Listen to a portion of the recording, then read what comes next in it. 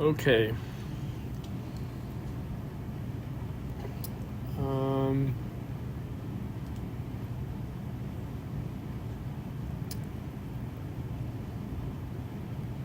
I saw someone's hand was up.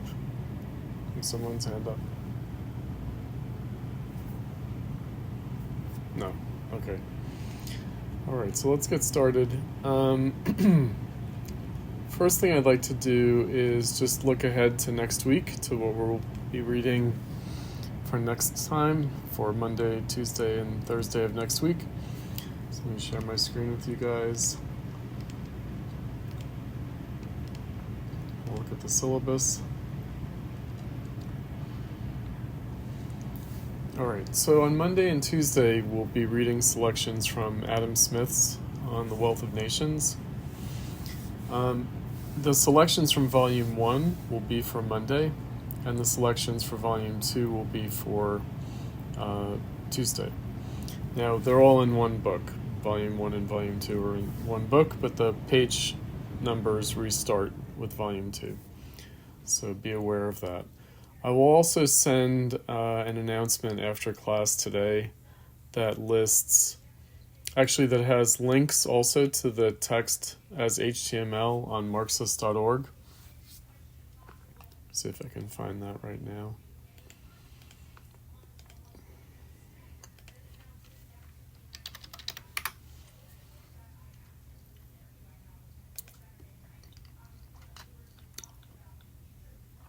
Yeah, let me see.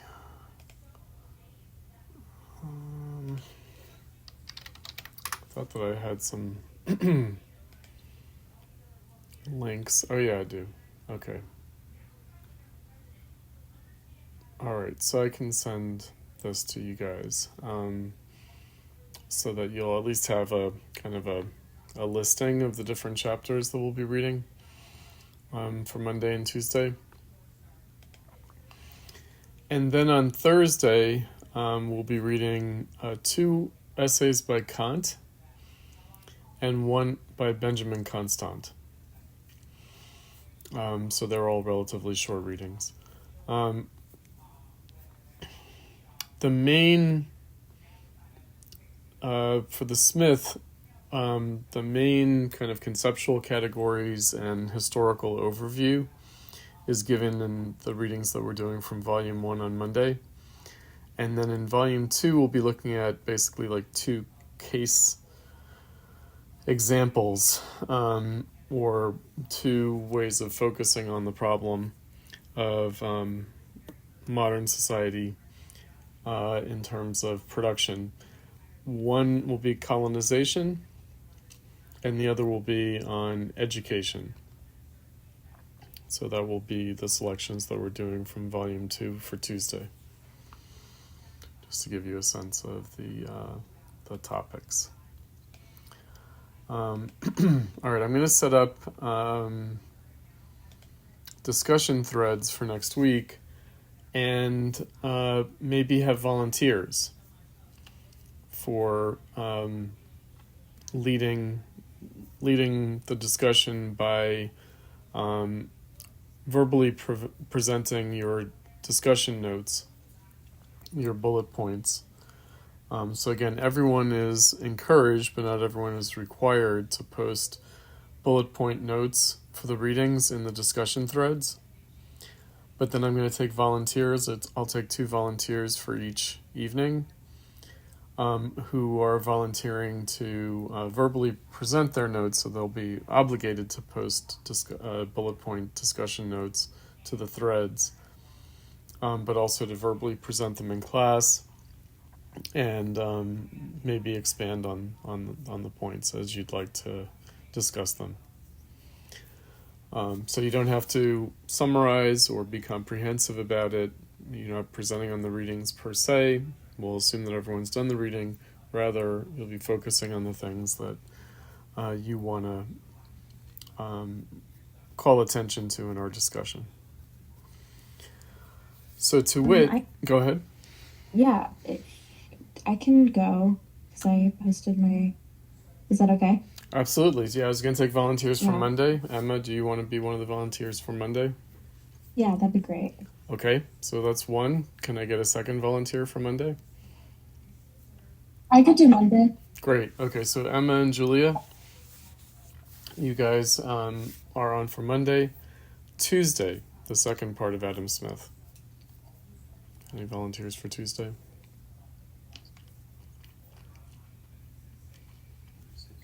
I can go for Tuesday. Okay. Indy? Is that right? Yes. Okay. And can I get a second volunteer for Tuesday? I can do Tuesday. Oh. Oops. Go ahead if you want. Which one of you, Acacia or Haley? If you want to, I saw you unmute first. Okay, it's like a game show. I'll go Thursday. Okay. Okay, so Acacia and Indy will be for Tuesday, and then Haley for Thursday. Yeah, sounds good. Great. And could I get a second volunteer for Thursday for Kant and Constant? I can do Thursday. Emily. Great. Okay, so Emily and Haley for Thursday. Excellent. Okay, thank you. Cool. All right. So let's, what I'd like to do is go back to the Discourse on the Origin of Inequality, look at the notes that we did not get a chance to discuss on Tuesday, and then move on to On the Social Contract. So let me pull up our discussion notes.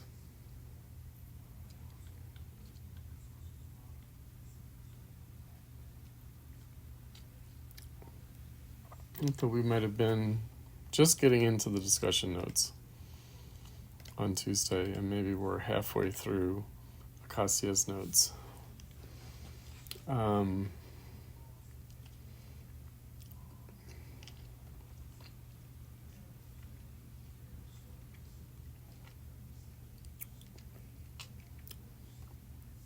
again, some of these themes are going to be covered in both readings, in the reading that we did for Tuesday from the Discourse on the Origin of Inequality, and also for the reading for tonight on the Social Contract. So maybe we were at unbridled license versus freedom. We were maybe getting to that point. So let's talk about that.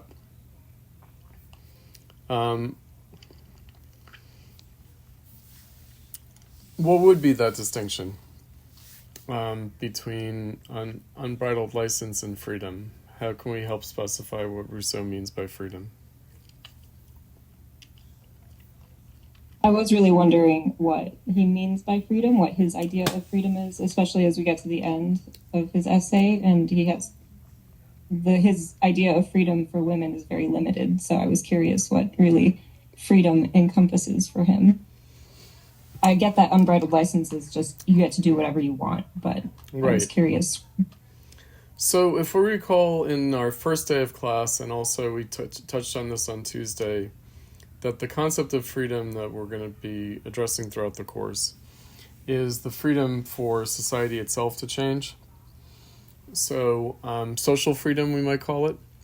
And certainly individual liberty plays a part in that. So individual freedom contributes to the overall social freedom.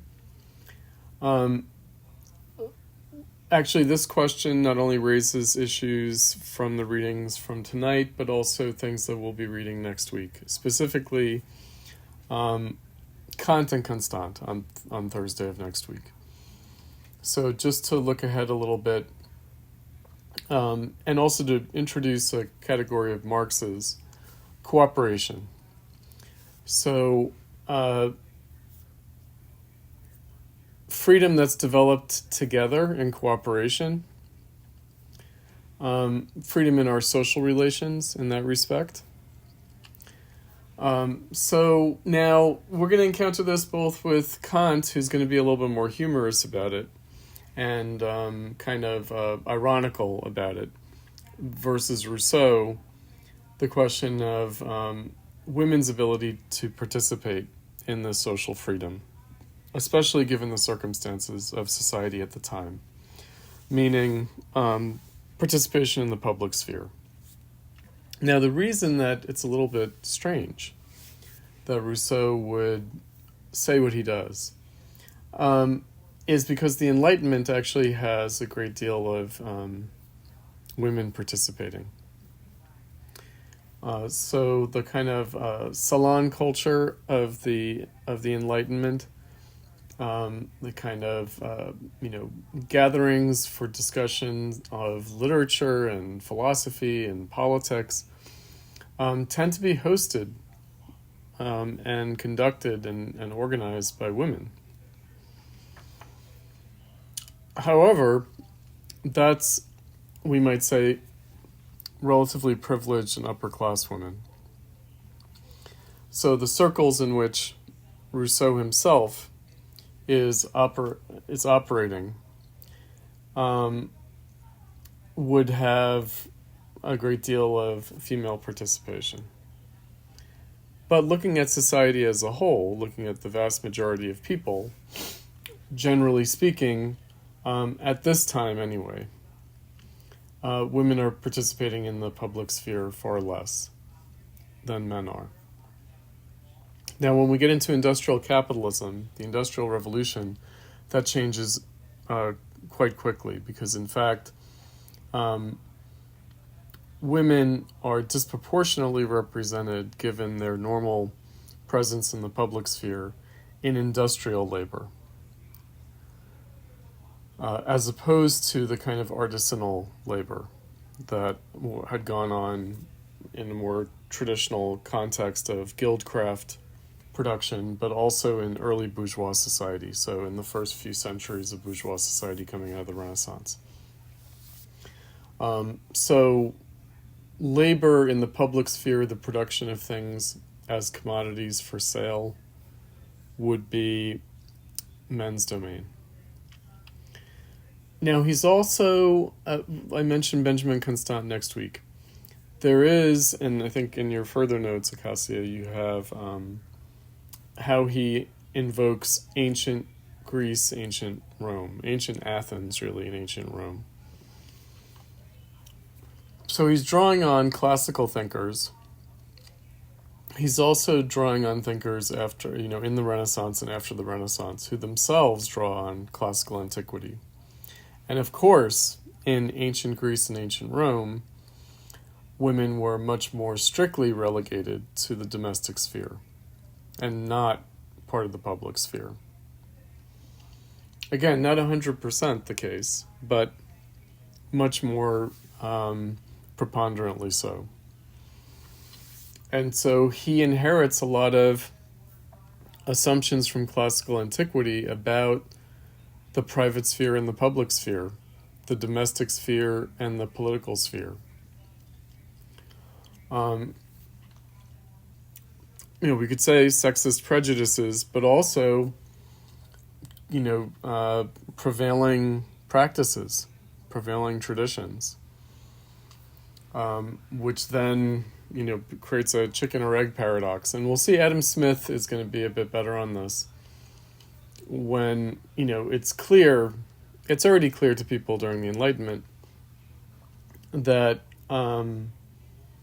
it's impossible to really estimate individuals' inherent capacities within a hierarchical framework. Meaning, since people are products of their socialization and education, when women are denied a lot of access to that, then of course they're going to appear less competent to participate in the public sphere. In this view. Right, so that's where a lot of that is coming from. He does have some funny misogynistic ideas, though, Rousseau.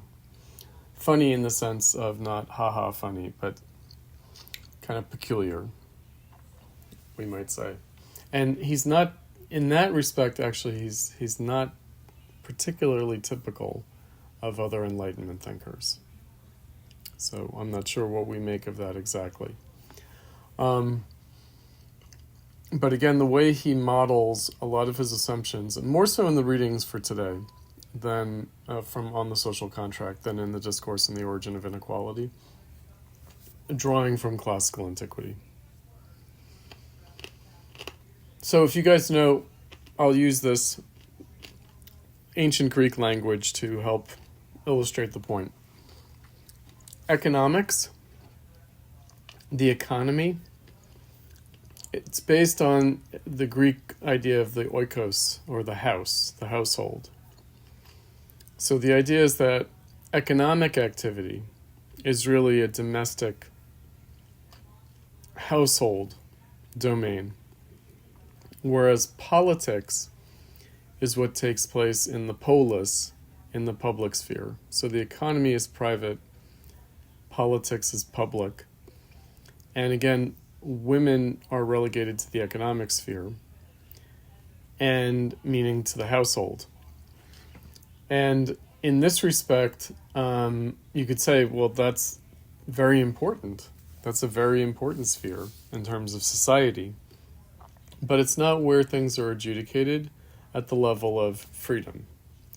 Meaning, in the ancient world, the direction of the community, the major decisions, are made in the public political sphere, and women are excluded from that. Not only women, but the majority of men are excluded from that sphere as well, either as slaves or as peasants, as propertyless people. When we're talking about ancient democracy, we're talking about the democracy of the warrior caste, the ruling families, the aristocracy. That's really what it refers to. It doesn't refer to the vast majority of people who don't participate in that sphere.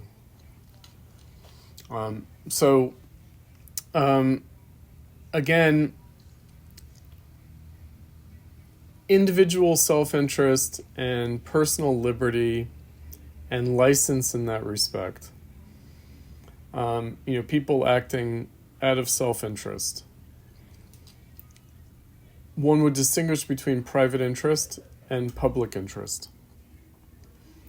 So public interest would be the political sphere, and it would be where people are expected to not simply act out of self-interest, but to act, to consider, to decide at the level of a more general interest, to make arguments, to debate based on thinking about the general interest, not just the interest of one's own family, for instance. So the assumption was that women would care more about their own family than about the general social interest, because they don't participate in the public sphere, whereas men are participating in the public sphere and are educated from youth to participate in that public sphere as members of the ruling class, and therefore are more capable of thinking and acting in the general interest and not just out of self-interest. And by the way, the majority of men would have also been considered to only be capable of acting out of their personal self-interest and not out of a greater public interest because of lack of education and because of the narrow scope of their activity, because the narrow scope of their activity would be economic in that sense rather than political.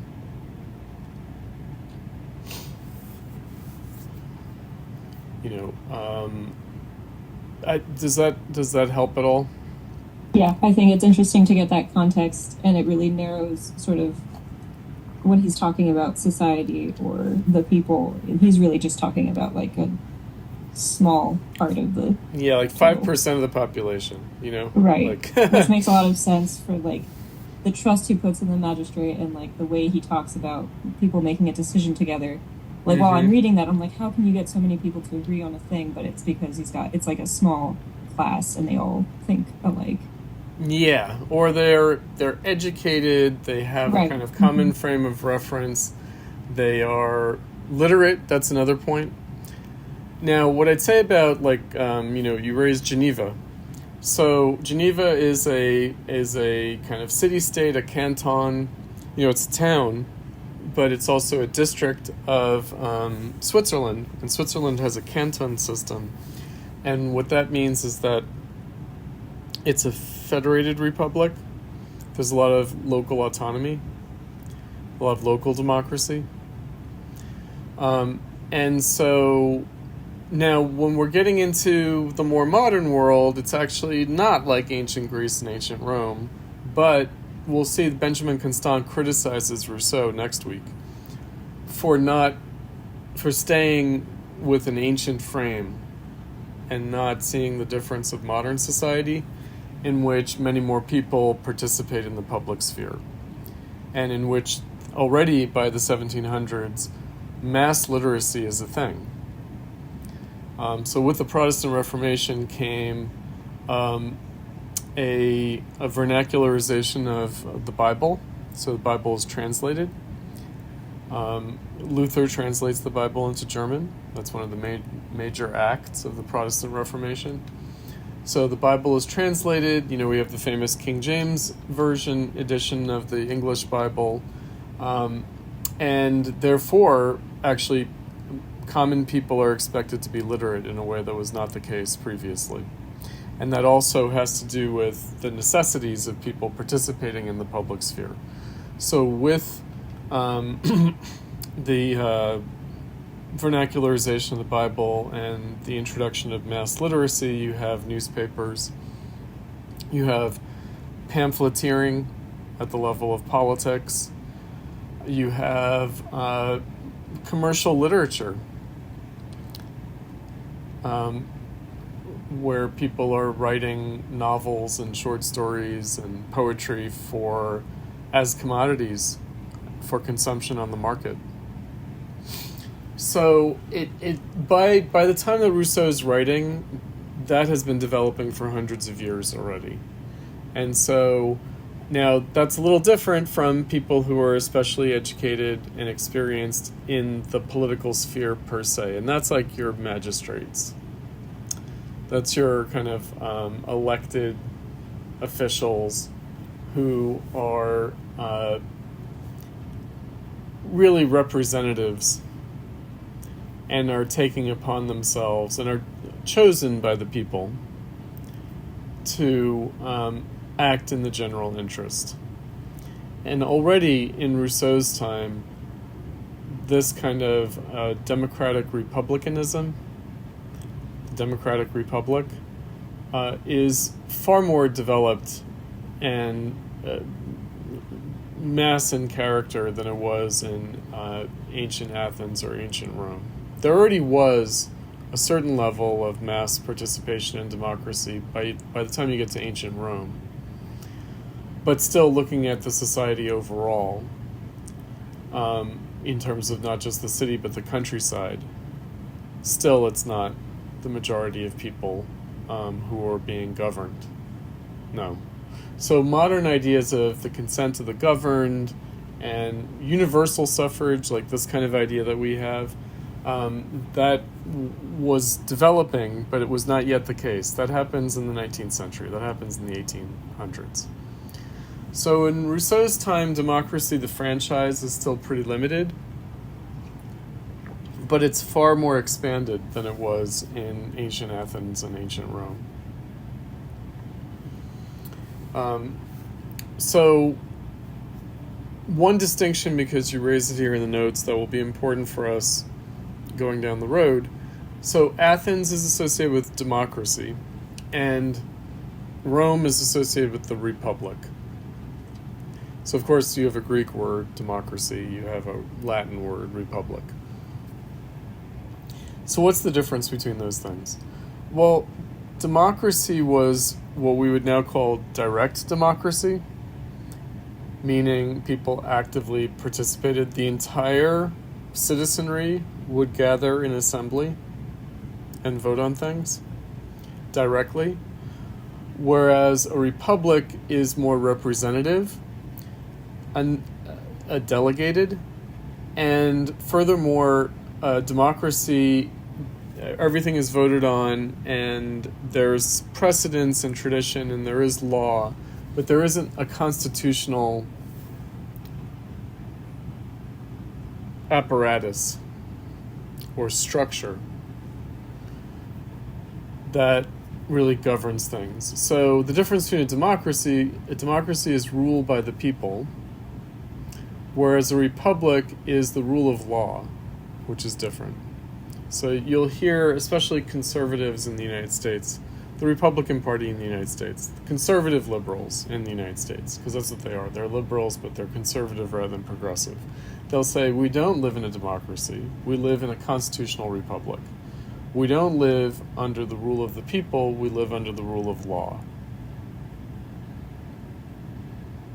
So that's a difference between democracy and republicanism. Republicanism is ruled by law, meaning no one is above the law. In democracy, it's really the people are the highest. They're above the law. Like all the people who participate, the citizens who participate in the public political sphere are all above the law. They can choose collectively to do whatever they want. They're not bound by any real constitutional conventions or anything like that. They don't have to act within that kind of framework. So Athens certainly innovated at the level of democracy, but Rome developed a legal, constitutional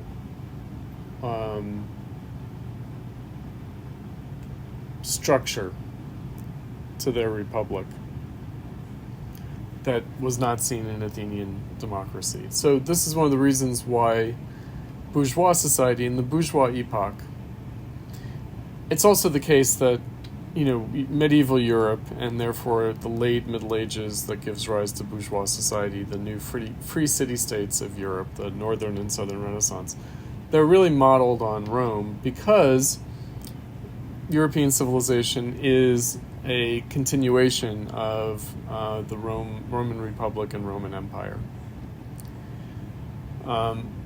Even though the Roman Empire kind of collapses, it still continues to a certain extent. It's why the church is centered in Rome. There's also this other phenomenon, the Holy Roman Empire, which the joke is that it was neither holy nor Roman nor an empire. It's really centered in the German-speaking world. So there is political continuity with the Roman Empire as well. Really, Rome is taken over by the Germans, and then the Roman Empire is taken over by the Germans, and the center of the continuation of the Roman Empire and the Holy Roman Empire in Christendom is through the Germans. And there's a mixture there of German tribal democracy and Roman republicanism, something that Hegel will be talking about. So when we read Hegel's Introduction to the Philosophy of History, he will address this. Also, Adam Smith will address this in the readings from Monday class.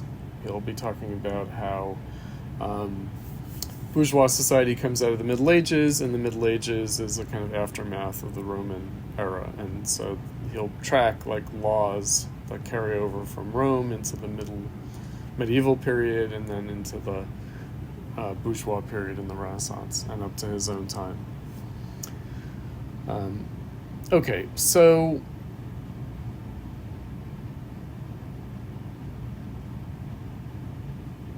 yes, so consent to the governed is a little bit different than direct democracy. So direct democracy is participatory democracy. Consent to the governed means that people vote for representatives, and therefore they give their consent to what the representatives do. Right. So I think that's I will also say that what we have here in the United States is descended from English law, and English law has some other innovations involved. But nonetheless, those innovations don't come out of nowhere. they can be traced back to the Magna Carta, which is very early. It's a pre-bourgeois medieval document.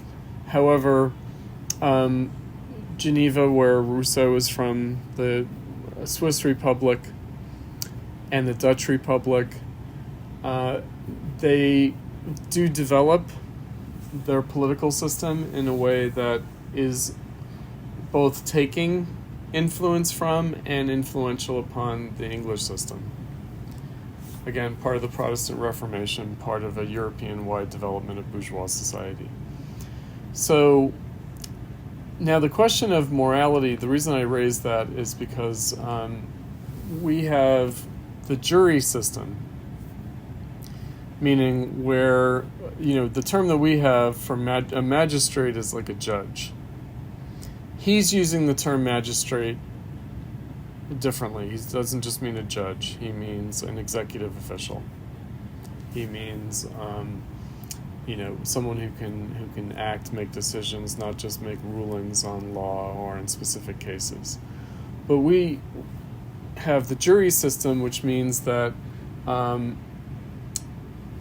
the people participate in decisions in the application of law, whether criminal law or civil law. And that's meant to be an element of democracy, even in the legal system. So something like, like a moral judgment. So when you think of a jury trial, the judge doesn't make moral judgments. The judge makes legal judgments. The jury makes moral judgments. The jury decides whether someone is guilty, is to be held culpable, or whether there are extenuating circumstances that exculpate them.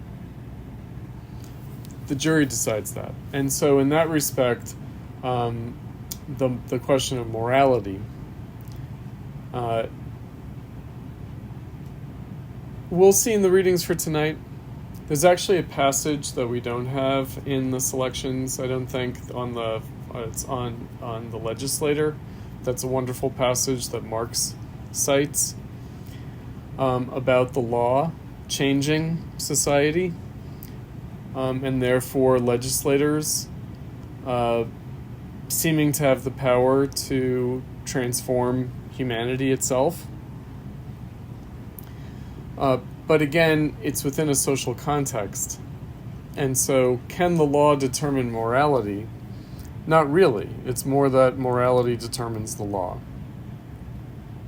And when the law and morality are at variance, then the law is seen as unjust. There's a lot of confusion about this in the world that we live in, because we get into like culture wars and moral disputes and try to adjudicate them at the level of legislation, who makes the laws. So electing politicians based on their different moral conceptions, different moral values. But the original idea was that the law should reflect the morality of society, that the law can't actually itself change the morality of society, and that any attempt to do that will fail because you can't legislate morality. That if the law doesn't correspond to everyday people's morality, it will be ineffective or it will appear to be unjust.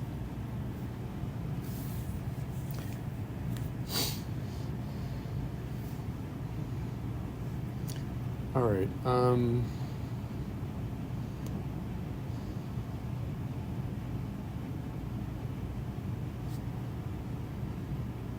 Let's see.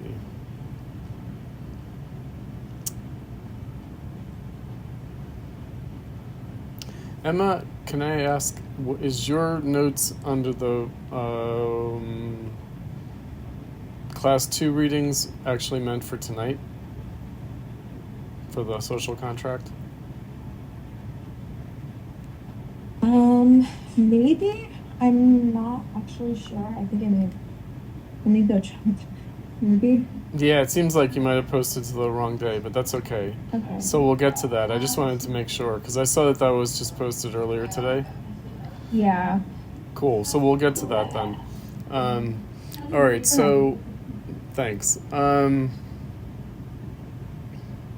Jacqueline, we addressed the first part of your notes in the class on Tuesday on property. We did. Yeah, right when you called that out yesterday. I remembered calling that out because I think he came in pretty hot there at the beginning of book one. That's right. So property, we're going to get into the question of property. It's going to be really a bone of contention in the early Marx readings that we'll be doing. And surely Rousseau is problematizing property here as well, private property. However, as we talked about on Tuesday, there is this question of, well, maybe property was a necessary institution. Now, we'll see what he does with it in the reading that we did for tonight from On the Social Contract. And so I want to just invoke... Oh, sorry. I thought that I was still sharing my screen. Okay. I want to invoke an important thinker background for Rousseau and also for Adam Smith next week, and we'll see for Marx as well. And that's John Locke. So John Locke, who's another social contract theorist, he, in the context of what's known as the Glorious Revolution in England, which is 1688, it's where when they established the supremacy of Parliament in a constitutional monarchy. So it's different from the English Civil War, which was just instituted a parliamentary republic, got rid of the monarchy completely, but then the monarchy was restored. But then there was the Glorious Revolution that established the constitutional monarchy. So John Locke is one of the major thinkers of the Glorious Revolution, and he listed the three rights, the three inalienable rights, the three basic human rights, as life, liberty, and property. How did he understand property? He understood property as not something that one has physical possession of by means of force, but rather property is something, it's a social right, it's not a personal physical possession, but it is a social right, the right to property, that's earned through labor. So he was making that argument in order to basically make a bourgeois argument, which is to distinguish private property from the kind of manorial estate titled property of the aristocracy, which is based on conquest. So I think we touched on this already, but I'll mention it now. Why is France France? Because it was conquered by the Franks, who are a German tribe in the aftermath of the Roman Empire. So it was Gaul. So the Gauls were a Celtic people. They're the indigenous people, we might say, and they were conquered by the Franks. And so because they were conquered by the Franks installed themselves as the aristocracy, and that's why France is France and not Gaul. Similarly, Britain. Britain was a province of the Roman Empire, and it was conquered by the Anglo-Saxons, and that's why it became England. And the English, the Anglo-Saxons, established themselves as the aristocracy. So they established their land holdings in the manorial estates as possessed through conquest. Might makes right. Might makes right. So property is something that you get through conquest. Well, Locke says, no, property is not legitimate if it's acquired through physical force. It's only legitimate if it's earned through labor.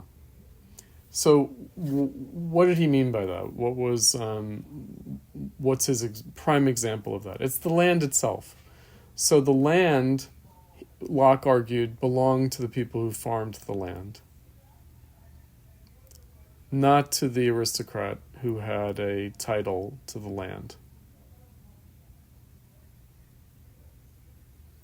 So the idea is that because the farmers work the land, actually the land belongs to them. It doesn't belong to the aristocratic lord. So that's a revolution. We could just, put it very simply. That is the bourgeois revolution. So private property is not a physical possession taken by force. It's not a right established by might. Private property is supposed to be something that's earned through labor.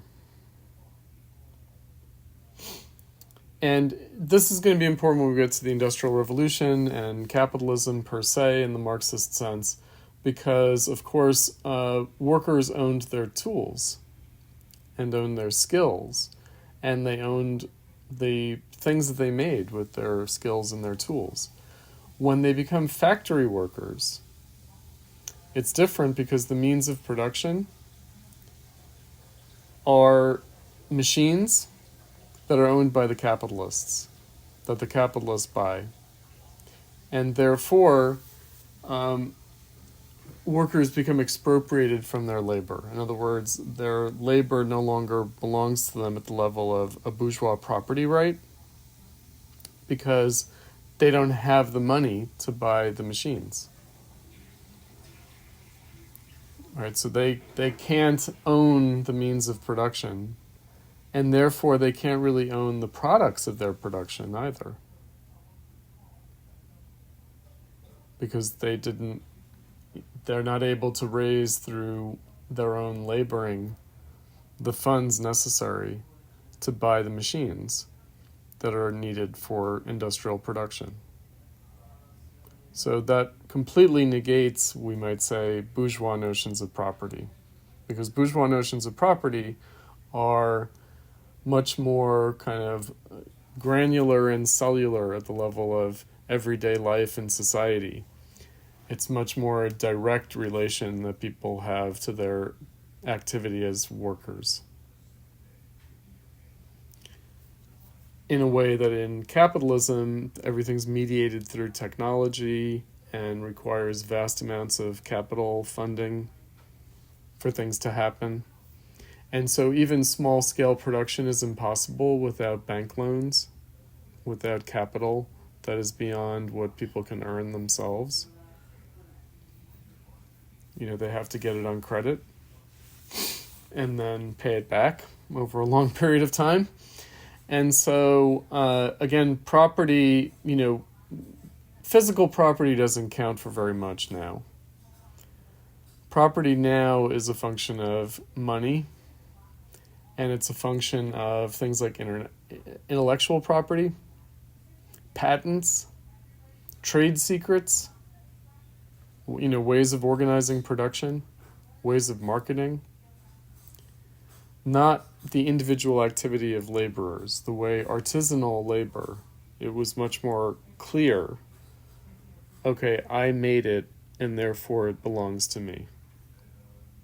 Like my individual effort produced this thing.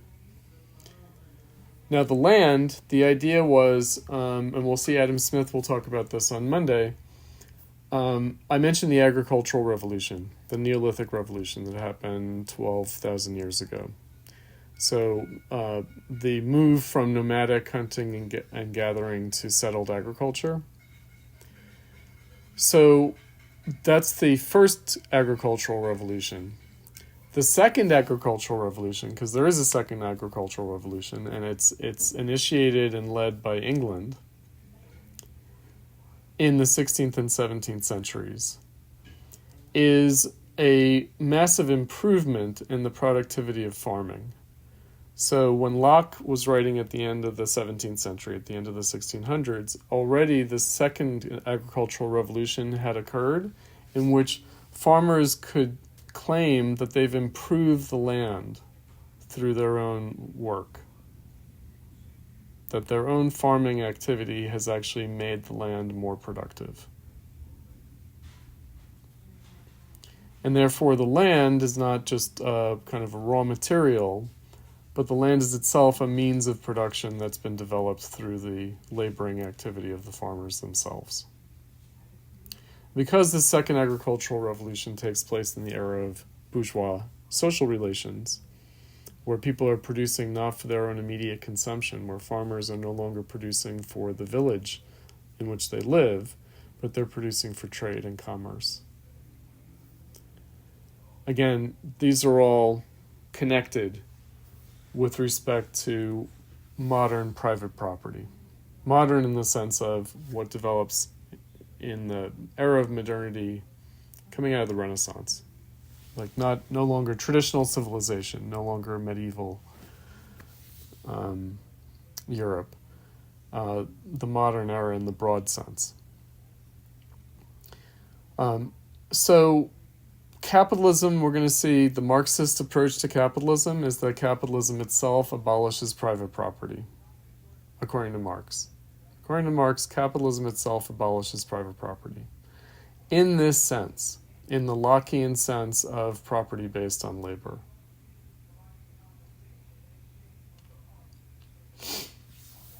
And that's why it can appear to be a cruel and unusual system. In a way that,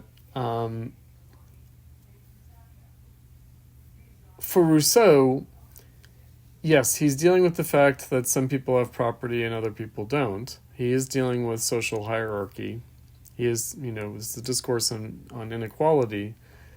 And he's also dealing with a peculiar phase of bourgeois society prior to the American and French revolutions, but also when really there are just a few places like Switzerland, the Dutch Republic, and England where bourgeois social relations are more established. And so what's going on in this era, so you have the Dutch Republic and the Swiss Republic in England and France at the time. It's a little bit murky because the aristocracy has bourgeoisified itself. In other words, the aristocracy has commodified its property. It's turned its feudal property, its titled property, into bourgeois private property. And also because the bourgeoisie are also ennobled. In other words, people who are active as producers, as manufacturers, also as merchants, but really as producers more than as merchants, tend to be recognized by being brought into the aristocracy, by being given noble titles. Usually not inheritable, though. Sometimes inheritable, often not inheritable.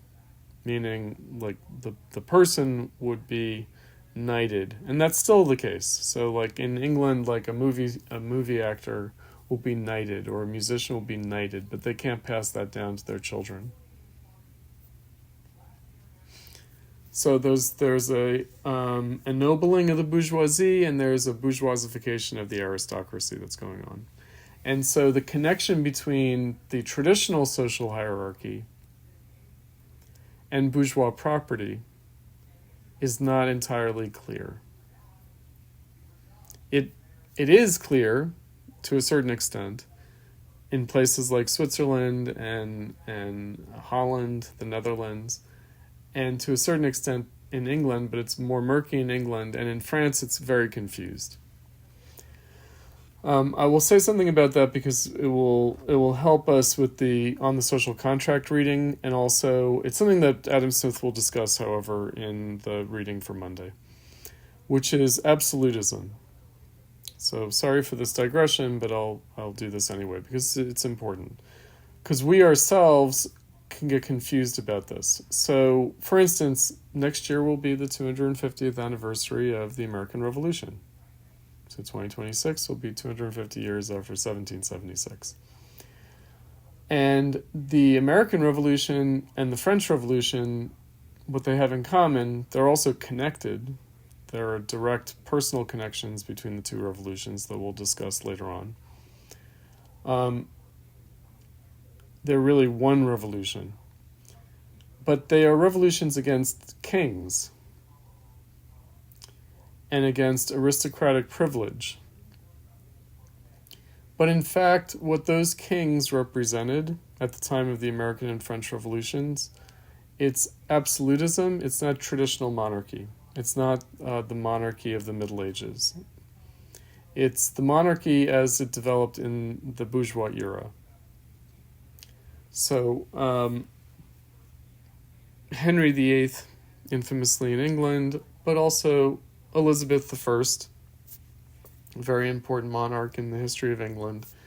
Louis XIV, who establishes Versailles in the late 1600s in France. These are figures in what's known as absolutism. What does that mean? It means that the king is no longer the first among equals in the aristocracy. So traditionally in the medieval era, the king was elected among the nobles. Rather, the idea is that the king rules over the aristocracy. The king is in a special category above the aristocracy and really represents the entire society rather than just being the foremost aristocrat. I mentioned the caste system.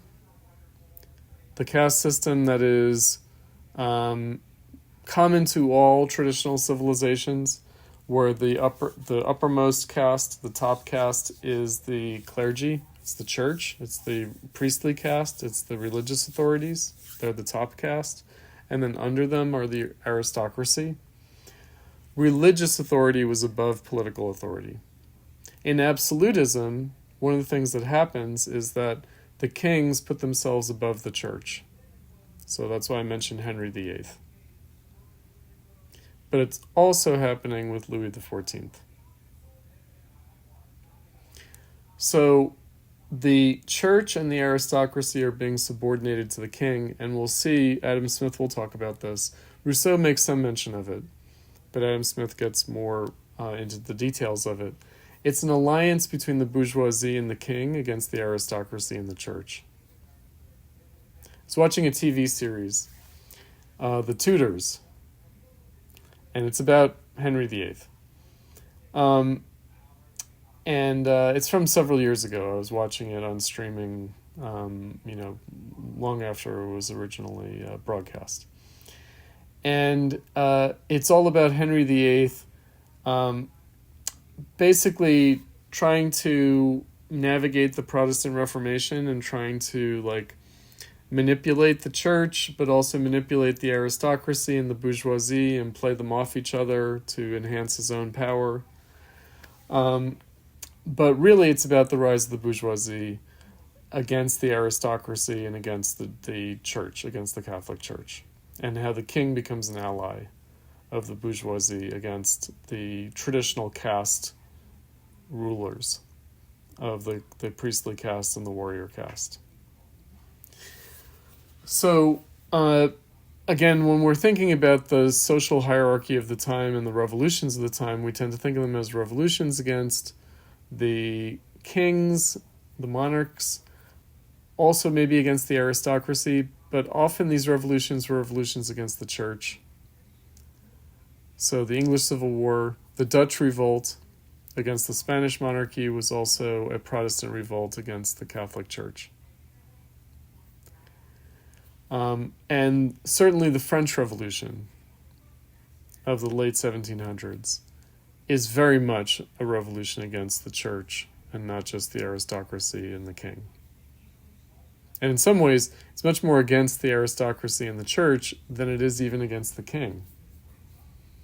They actually want to keep the king as a constitutional monarch, and they just want to subordinate the aristocracy and the church. But of course, it doesn't come to pass. They want to achieve there what the English have, a constitutional monarchy. So I mention all of that just because really what property is versus what it should be, the is and the ought.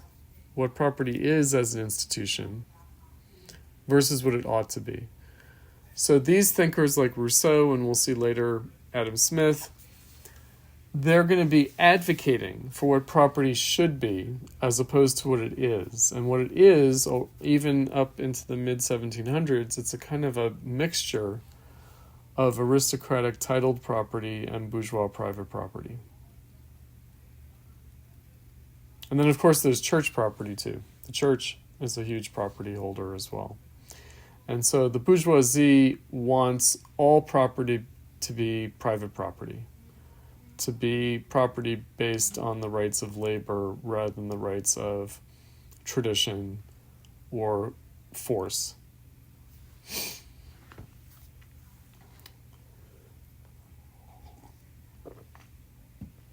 Hold on one second, guys. I'm going to turn on my light. Just give me 1 second.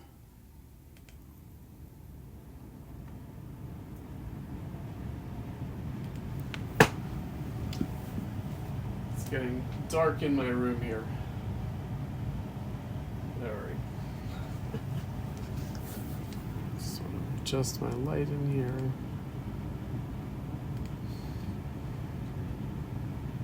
Okay. So let's turn to... Go ahead, Jacqueline. Go ahead. Really quick question. So Yeah. what would an example of like aristocracy property be? Oh, the manorial estate. Okay. Right. Okay. So one of the things that Louis XIV did was that he made the aristocracy live at Versailles so that he could like keep his eyes on them and control them. But they still had their country estates.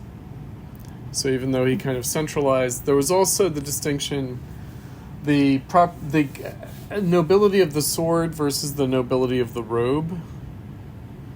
And what that meant was the aristocrats who really had a kind of a military function, and the aristocrats who served more as a bureaucratic administrative elite.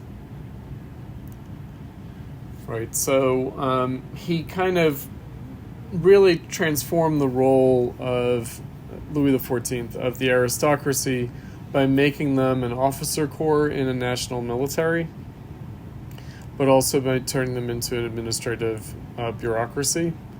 So even though they didn't have the traditional roles that they would have had as a warrior caste in feudalism, they retained their country estates. Their titles were still based on the country estates.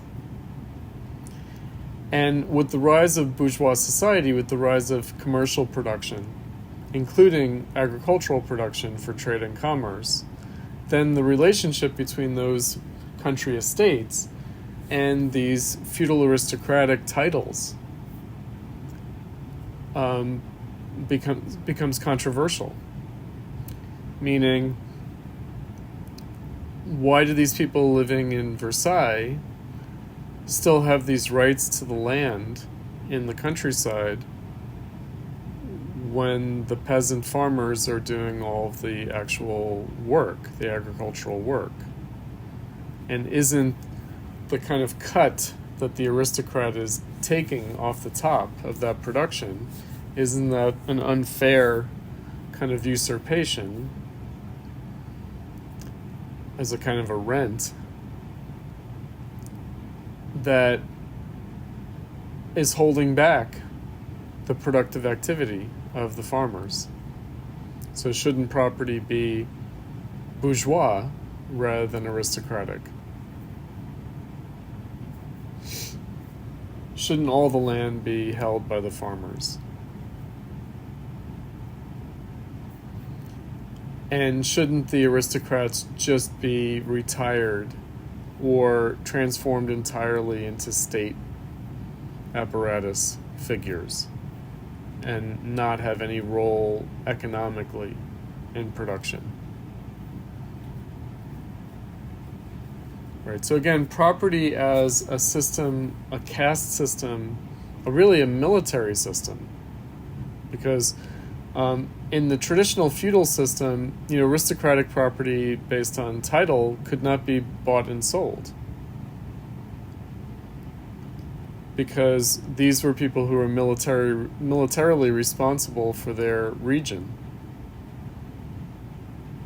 So the only way that you could combine those estates would be through marriage.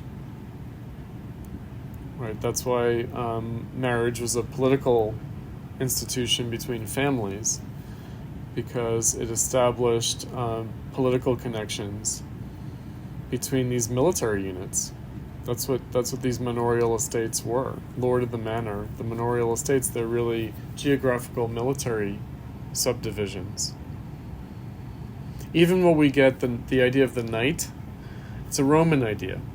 So the original, it's something that we'll talk more about on Monday with Adam Smith, but the lords are knights of the Roman Empire, meaning they are the military officers of the Roman Empire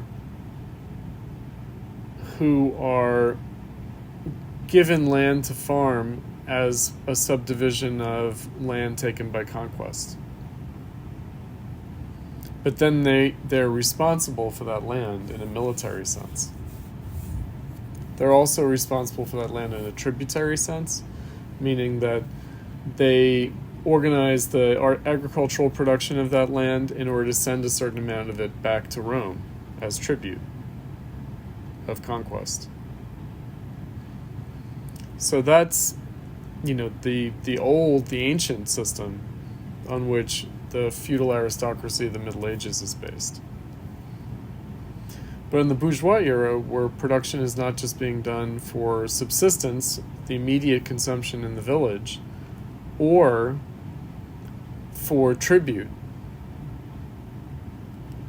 but being done instead for trade and commerce, then the property system of the feudal aristocracy is not compatible with agricultural production for trade and commerce.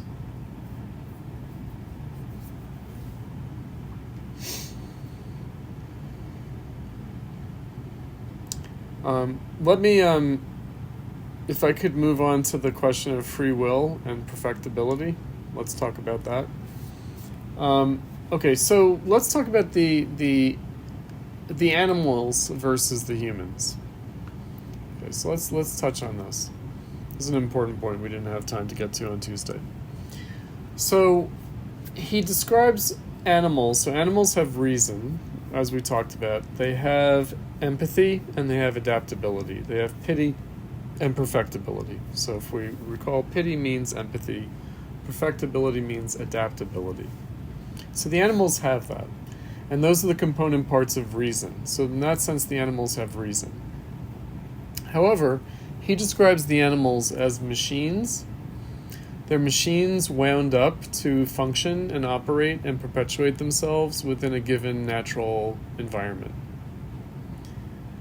Meaning they're really ecologically designed to function in a certain context. And he says, interestingly, there's no inequality in nature. There's only difference in nature.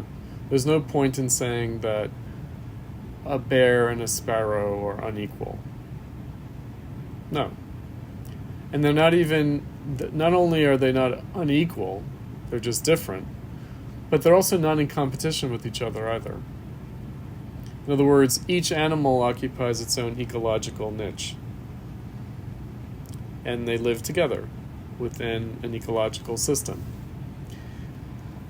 Now, so they are machines wound up to function in nature. That's the way he puts it. And to perpetuate themselves in that way. they have a kind of a fixed nature. They have some adaptability, but generally they just live in the environment that they live in. Now, humans, by contrast, have more perfectibility, more adaptability. So we are, as he puts it, we are machines, but we are machines that can reflect on our own machinery. And the reason that we can reflect on our own machinery in a way that the animals cannot is because we can actually change the functioning of our machinery. We can change both how we ourselves function as machines, but also we can change how we operate as machines in our natural environment. So we're more adaptable. And because we're more adaptable, we're more cognizant of our own machinery and our own functioning in our environment than the animals are. And so we have a greater level of consciousness and therefore a greater degree of reason than the animals do, because we can change the functioning of our machinery. So, and how we can change that is through our conscious reason, but also we have our conscious reason because we can change our machinery. So it's a dialectic of the practical and the theoretical, we might say. That is free will. In other words, our free will, we have a greater capacity for free will, for exercising free will, than the animals who tend to act more on instinct. So that's not to say that we don't have our instinct, we do. And it's not to say that animals don't have some free will, they do. But the balance between instinct and free will is much more in the direction of free will with humans. And that's because of our greater capacity for reason, our greater capacity for empathy and for adaptability, for pity and perfectibility. Right, so it's very functional. In other words, he says, well, where does our free will come from? It comes from our greater freedom. So because we are practically more free than the animals, we have more free will than the animals do.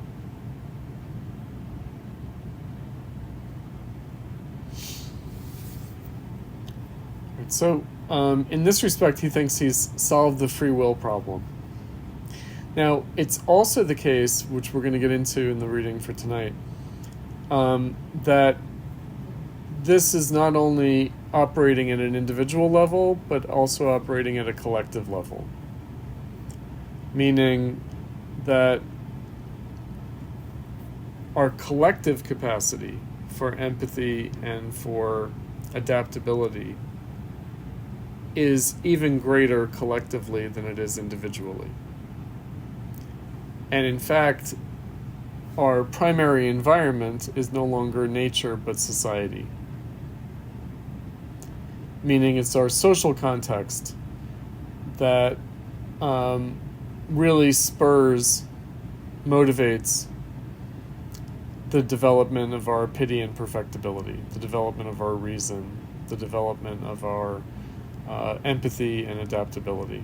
Meaning society demands even greater use of our reason than nature itself would.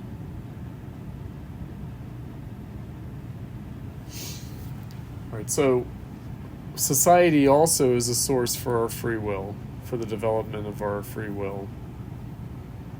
So we have greater free will in society than we would have in nature.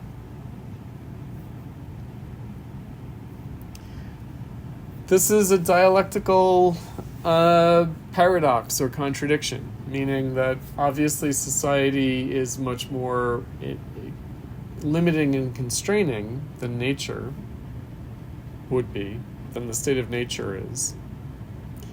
And yet it also develops our capacities much more than we would in nature. And therefore, as we'll see in On the Social Contract, we're more free in society than we would be in nature. This is the dialectic. that on the one hand we would have what he calls natural liberty in nature, but we only have moral freedom in society. And what he means by moral there is not just sort of ethical. Moral freedom in the sense of freedom to change our morality, freedom to change our moral values. So moral freedom, freedom in our morality. We have that in society in a way that we would not in nature. In nature, the only morality would be self-interest.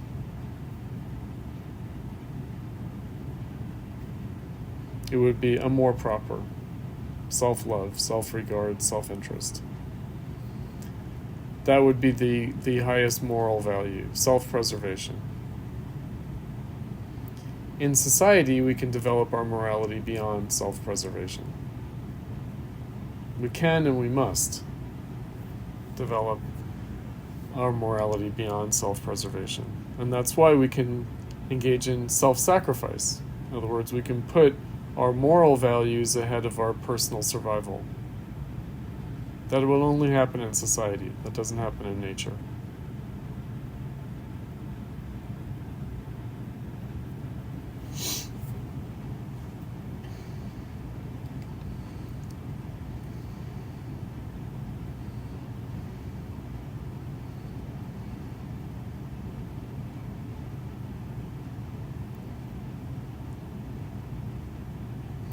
All right, let me, let's, how are we doing? Oh, maybe we should take a break soon. I want to try to get through the discourse on the origin of inequality. Oh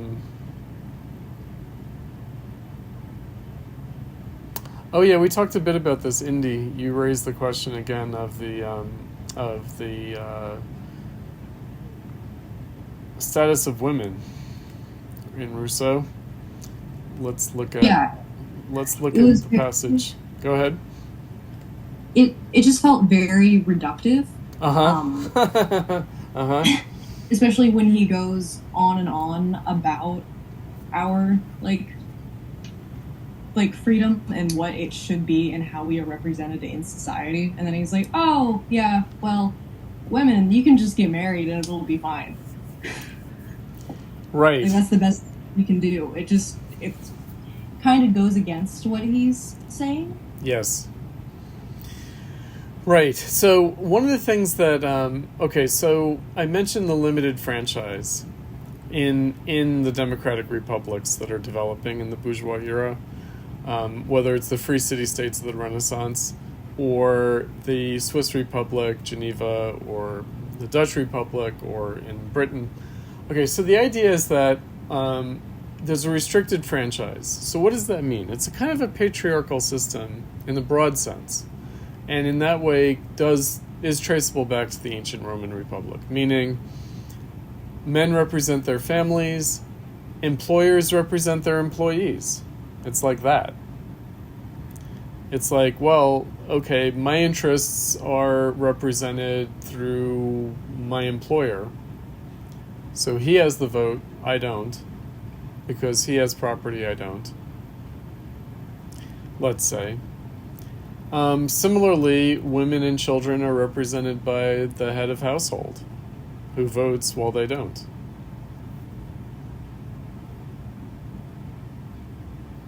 I mean, there is still minor status today, right? Like, you have to be 18 to vote, which means before that, you're represented by your parents. So women were minors. I mean, that's really what we're talking about, is that at a legal level, women were minors. Meaning they were under the legal authority of men. If not their husbands, then their fathers. And if their fathers are dead, then it's their brothers. If they don't have any brothers, it's their uncle. It's like that. It's a very patriarchal system. But it's based on the paterfamilias status of men who were citizens in the Roman Republic. Even to the point in the Roman Republic, paterfamilias, the head of household, the man had power of life and death over his wife and children. And they did exercise it.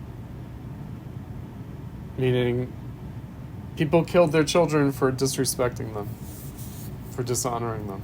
This is the warrior caste. Remember who the citizens are. They're the warrior caste. So in the bourgeois era, it's not really based on that martial virtue, death before dishonor kind of idea. So what is it based on? Well, it's based on this new relationship between the economy and politics, between the domestic and the political sphere, between the private and the public. And so, again, Rousseau's thinking, well, most men don't have the vote. So how are they represented? Well, they're represented through their employers. Apprentices are represented through their guild masters. Right, so what you had back then, it was a more artisanal system, and so what it meant was that there was a hierarchy in production. It wasn't like the employer-employee relationship exactly. It was more apprentice and master of the guild. So workers were represented through the guilds. And the guild itself was hierarchical. There were apprentices, there were journeymen, and there were masters. So, in that respect, again, the relationship between the domestic sphere and the political sphere, between economics and politics, it had been transformed from the ancient democracy and republic of Athens and Rome, but nonetheless, still had what we would now regard as a kind of patriarchal structure. Meaning, what were apprentices in a guild? They were wards. They were basically adopted. They were under the legal authority of the guilds. Families sold their children to become apprentices in the guild. That's how it worked. The family would be paid by the guild to take their child, and then their child would be members of the guild. They'd be kind of slaves of the guild, really. And they'd be represented. The degree to which workers were represented in the Renaissance city-states and in the early bourgeois republics, workers were represented through guilds. In the same way that women and children would be represented by heads of household, of families. So that's what he's addressing. And again, there's the way things are and the way they should be, not the same thing. Meaning there's a kind of an ideal situation and then there's the actual practical situation. And Rousseau might be conceding too much to the latter. Right, but he's also, again, living in this kind of republic of letters. That's the idea of the republic of letters. That's this kind of Enlightenment milieu. And women do have a great deal of influence and do, have a lot of activity and show a lot of initiative in this period. But it is under the official authority of their husbands. Including women getting married and not really having much to do with their husbands, but just getting married as a way of having status so that you can participate, or you can have, again, the salon culture where you could have gatherings in your private household in which literature, art, politics, philosophy could be discussed. Right, that was the public sphere.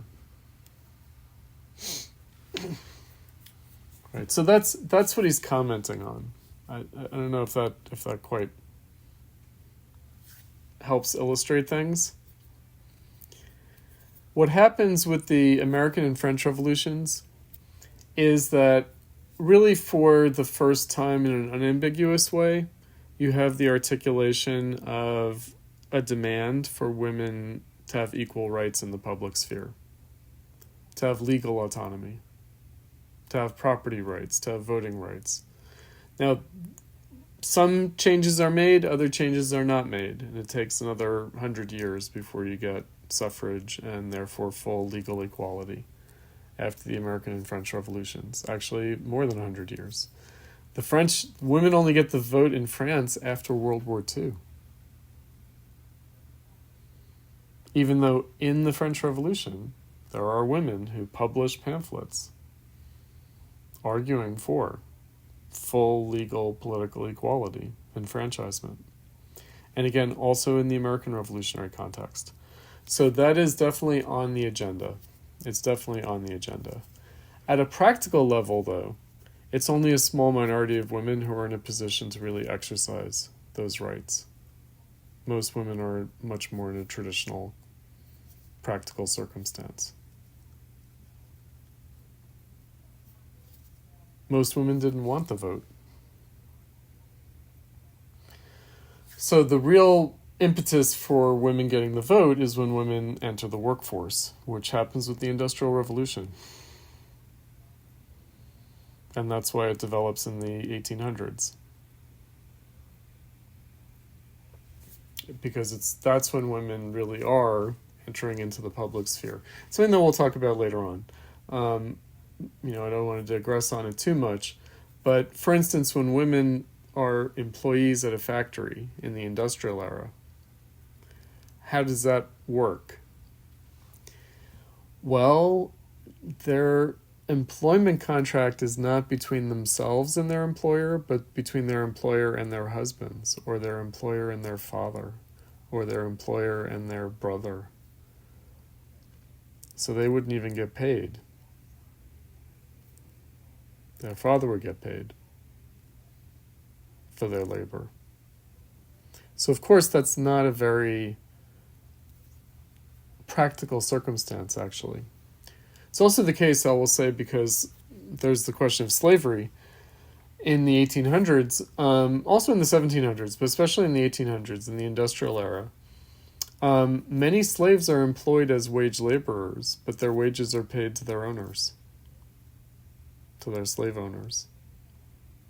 So slaves are in a similar position of being minors, being legal minors.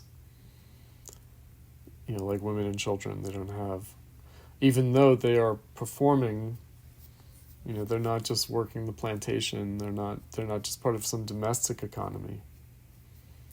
Many slaves are performing wage labor, but not as, they have more the status of children or women, legally. And that's also a kind of a contradiction within slavery that manifests in the industrial era. So even though we'll talk about this later, the industrial era reinforces slavery in some respects in the United States because of the demand for cotton for textile production in Europe. It also really gives another impetus to abolitionism. So abolitionism already existed as a movement starting in the 1700s, but it gets a massive impetus in the 1800s under the conditions of the Industrial Revolution.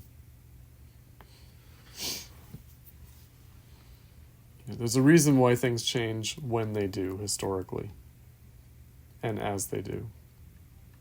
At least this is the Marxist perspective we're entertaining. That again, we're keeping in the back of our minds when we're talking about these authors, because it's a little anachronistic for us to bring in industrial capitalism and the Marxist view with Rousseau or Smith or Kant and Hegel. It's somewhat anachronistic, but we just keep it in the back of our minds. So it's, again, the vast majority of women in Rousseau's time are not in a position to participate in the public sphere. In Rousseau's time, the vast majority of people are still farmers in the village.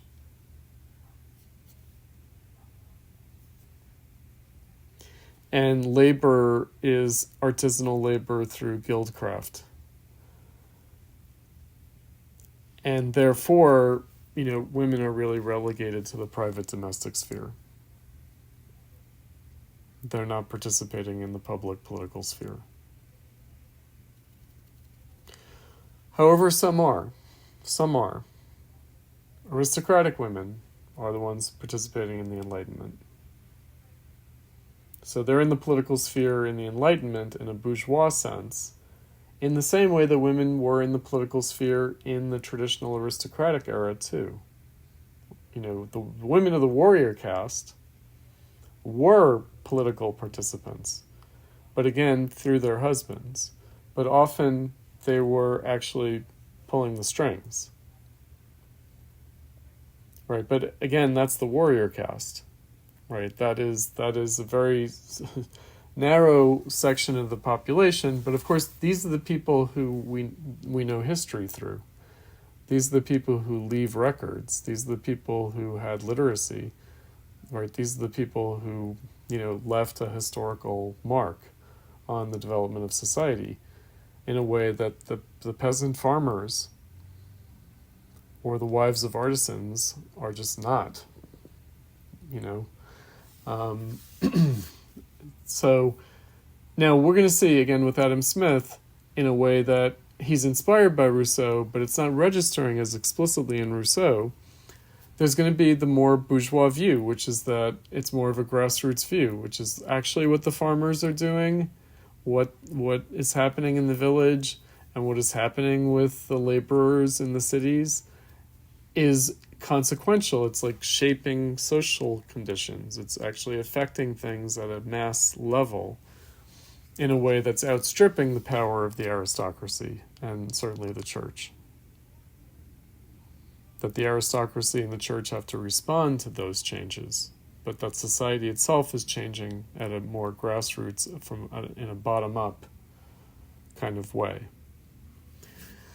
Finally, the last excuse I'll give to Rousseau, because I don't want to excuse his sexism because it's there. It is there. And like I said, it's not like, in some ways it's typical, in other ways it's not typical of other Enlightenment thinkers. He's actually more misogynistic than other Enlightenment thinkers. Not so much in these texts. He has other writings where it comes out. He is writing for this kind of an audience. It's a funny thing. He's writing for an aristocratic audience. He's writing for a kind of privileged ruling class audience, and he's trying to impress them. He's trying to appeal to them. He is. It's affecting his writing to some extent. In other words, I don't want to chalk it all up to that, but it's part of the context. In other words, if he's trying to influence people through his writing, who is he trying to influence? He's trying to influence the aristocracy. Even if he has an egalitarian vision, he's still having to put it in terms that they themselves can accept. And, you know, that might be too much of a compromise from our perspective. Right? But so he does want to see, you know, the educated people recognize things in a new and different way. Be affected by his ideas.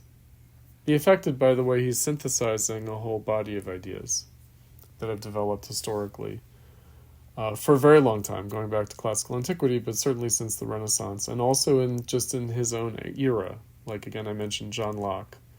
From Locke up to his time, you know, a good 60 years, he's synthesizing a great deal of that Enlightenment thought.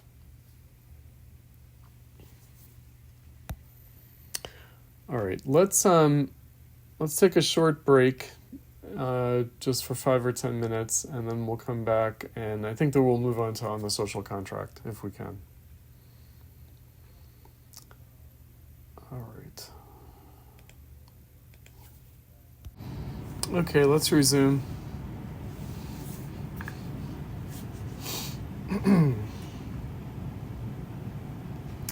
All right, so I actually realized I do have the passage that I mentioned on the legislator. So let's start with that from On the Social Contract. It's a good place to start. It's something that Marx quotes in his writings. So here is what Rousseau has to say about the political realm that we were talking about. So whoever dares undertake to establish a people's institutions must feel himself capable of changing, as it were, human nature, of transforming each individual, who by himself is a complete and solitary whole, into part of a larger whole, from which in a sense the individual receives his life and his being, of substituting a limited and mental existence for the physical and independent existence. He has to take from man his own powers and give him in exchange alien powers, which he cannot employ without the help of other men. Okay, so this passage is important because it introduces the concept of alienation, which we encountered in Horkheimer's Little Man and the Philosophy of Freedom, and also in the passage from Marx from the Grundrisse on the movement of absolute becoming and the realization of human capacities as their total alienation. So we might say that this is alienation in a positive sense, in a productive sense, meaning that for humanity to fully realize its potential, it has to become alienated, in the sense that people have to become part of a larger whole in society and transfer their individual natural liberty into the collective social and moral freedom.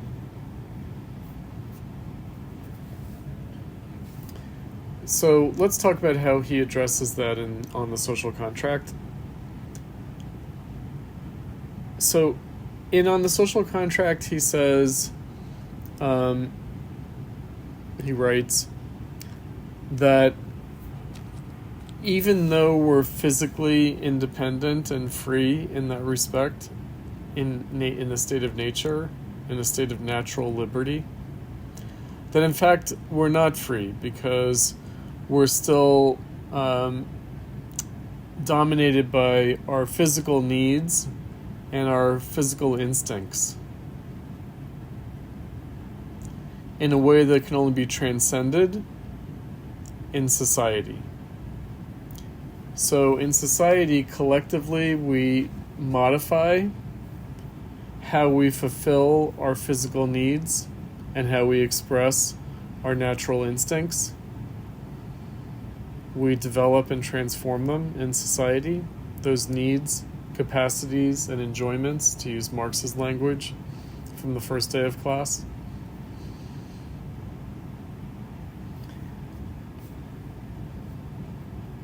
And so in this respect, because we transcend our physical needs and our natural instincts in society, we're more free in society than we would be in a state of nature. We're more free as members of society than we would be as human animals.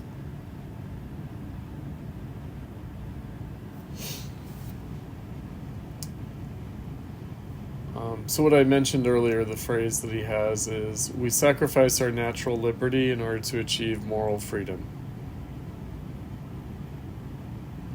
So that passage on the legislator, exchanging alien powers from our natural powers, which we can only employ these alien powers with the help of others, with other members of society. We can't really exercise the new powers that we get from society alone.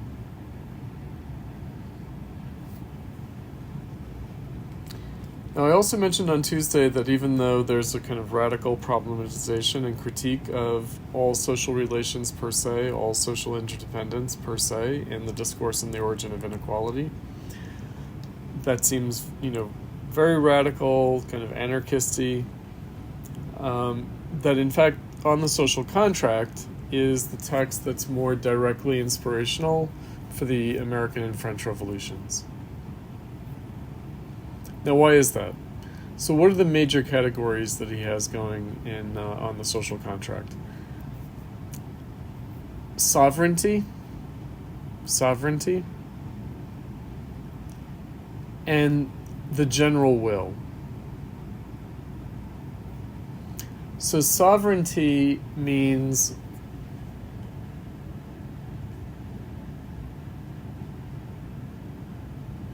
freedom, power, self-determination, autonomy. This is the language of the time, of the 1700s, of the Enlightenment. So autonomy, what Kant is going to call self-legislation. So the fact that I think that Robert Pippin, on the first day of class, in his discussion of Kant's influence, self-legislated authority, again, not personally, but collectively, with individuals participating, and that collective self-determination, that's sovereignty. But as we were talking about in the first half of class, there is this question of representation. There is a question of a kind of delegation of political authority, the magistrate.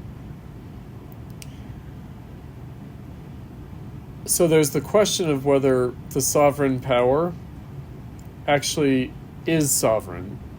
In other words, what is the basis for that sovereignty? And that's where he brings in the concept of the general will, meaning the sovereign represents the general will.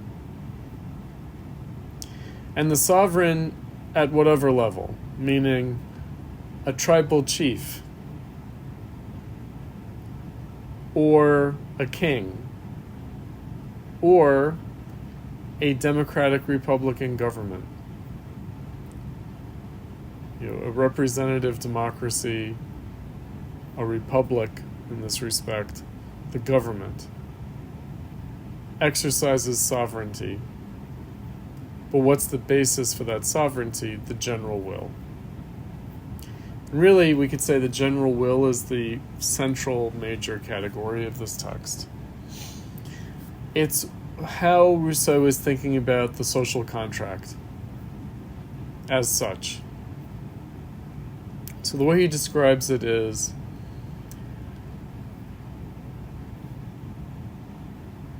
and he's arguing against Thomas Hobbes, who has this idea that the social contract is based on, it's like a peace treaty that ends the war of all against all in the state of nature and establishes a sovereign authority to prevent people from killing each other.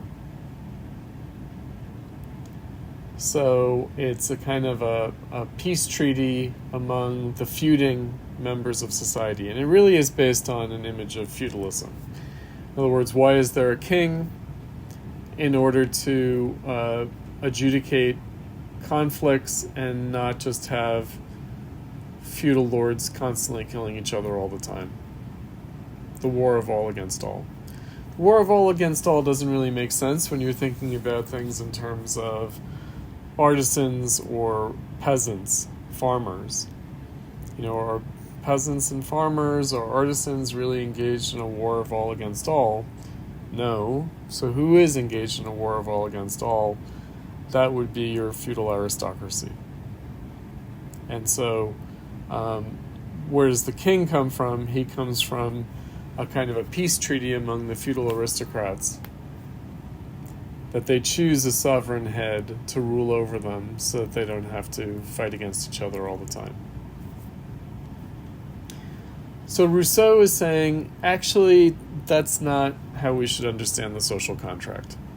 So I mentioned that John Locke, he's another social contract theorist. He's very influential for Rousseau because Locke is the one who disputes Hobbes. Locke is the one who says, actually, the social contract is not based on a peace treaty ending the war of all against all. It's not the sovereign head of the polity to keep the peace. It's really based on property. And what is property based on? Labor. So it's not about the feudal aristocracy and the rights that they enjoy by virtue of their might, their military role, their martial virtue. It's really about labor and production in society and the property rights that derive from that productive activity. That people are participating in society not through military alliances that would characterize feudalism. It would also characterize the old ancient polities of Athens and Rome. That basically these are aristocratic alliances in the warrior caste that constitute these ancient polities. The ancient democracy in Athens or the ancient republic in Rome. No, that's not the basis of the social contract. And indeed, in the idea of the social contract itself is the key. It's not a peace treaty, it's a contractual relationship. It's a relationship of interdependence. It's a transaction. It's a social interaction that is recognized.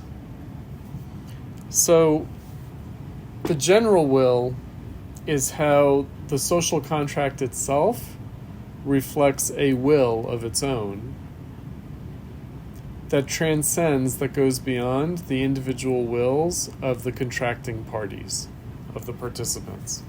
So the idea is that in any social interaction, if you understand a social interaction as a contract, as a contractual relationship, there's the interest of the parties to the contract, they're the participants, their individual wills, their individual interests. But then there's the interest and will of the contract itself. So the idea is that in any social interaction, it's more than the sum of its parts. So the result of any social interaction is more than the interest of the participating parties. So when people interact, that relationship itself is a kind of a third party that has an interest of its own and that combines and transcends the individual interests of the contracting parties. And that you can elaborate that writ large on society as a whole. Meaning there's a general will that is not the majority will. It's also not the aggregate will. So he has a funny way of describing it. He says that if you add up all the individual wills and then subtract all the individual wills, what you'd have left over is the general will. So it's more than the majority, it's more than the aggregate, it's more than the sum of its parts. That's the general will. And sovereignty is really a function of the general will. And then the question is whether the sovereign power has the legitimate authority of representing that general will.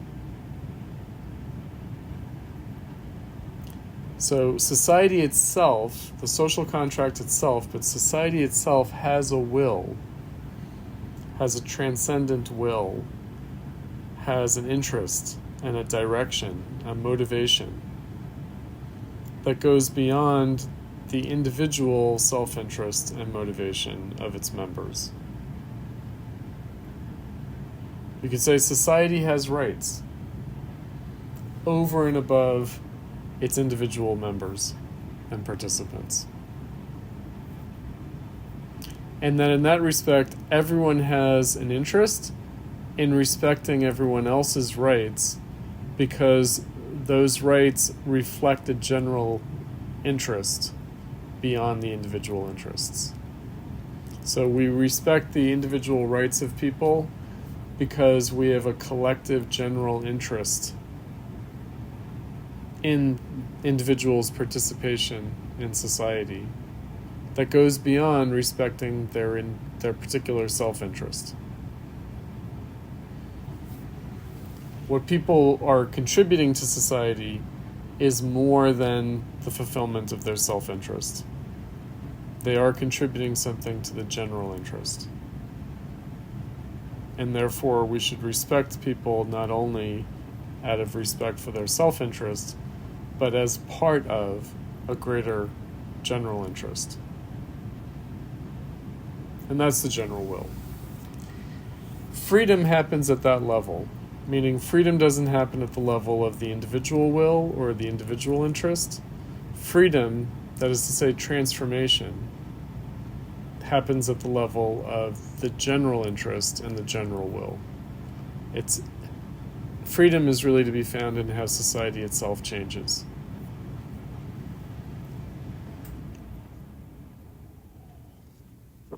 So we're all participating in that change, but that change is not reducible back to our individual contributions to it. It has a transcendent collective character. So we're all participating in this thing, society. Metaphysical object, society. Any term that ends in a Y is a metaphysical object. So history, society. It's not an empirical or physical object, it's a metaphysical object. Humanity. Humanity as opposed to humans. Humanity is the transcendental and therefore metaphysical object as opposed to humans, which are the concrete objects. So this is what he's trying to get at in this text as a whole. This is the basic point that he's arguing.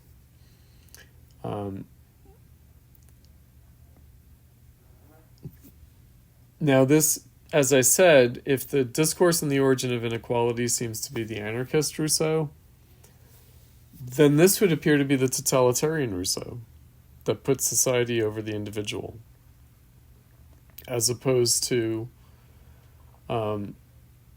really questioning society and prioritizing the individual as the discourse on the origin of inequality would seem to be doing. But in fact, it's both. In other words, the individual and the collective, you never have one without the other. You always have both.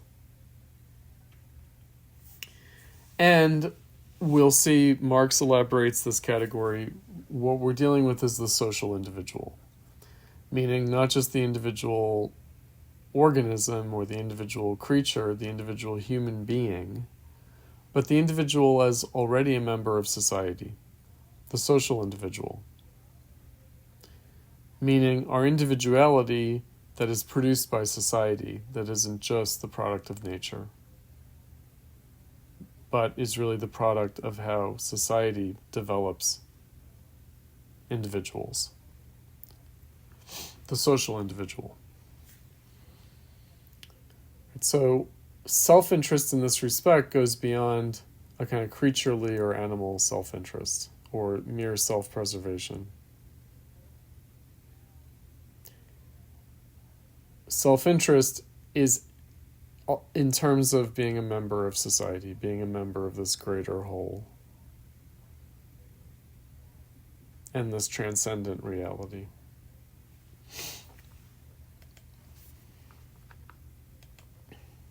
Right, so we have a collective interest in respecting individual interests. That's the idea.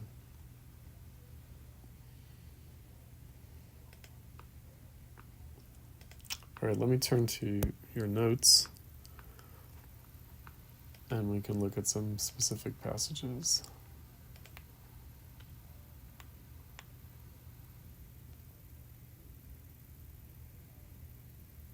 I'm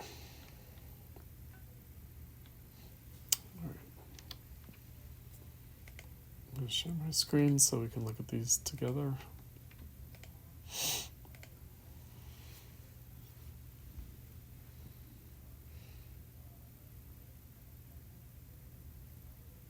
Sorry, I think I missed what you just said. Um.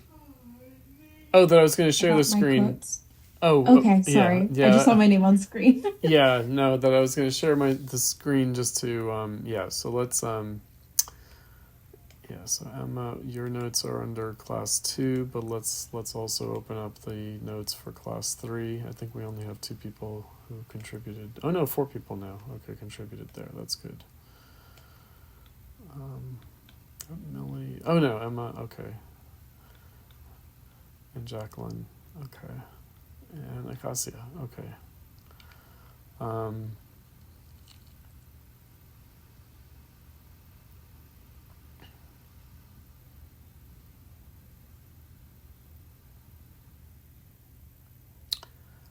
Let's see. Yeah, I think I did these very wrong. I'm sorry. No, that's okay. That's fine. Actually, let's go to the notes that you posted, Emma, on the on this night's class thread on Okay. class 3. Let's talk about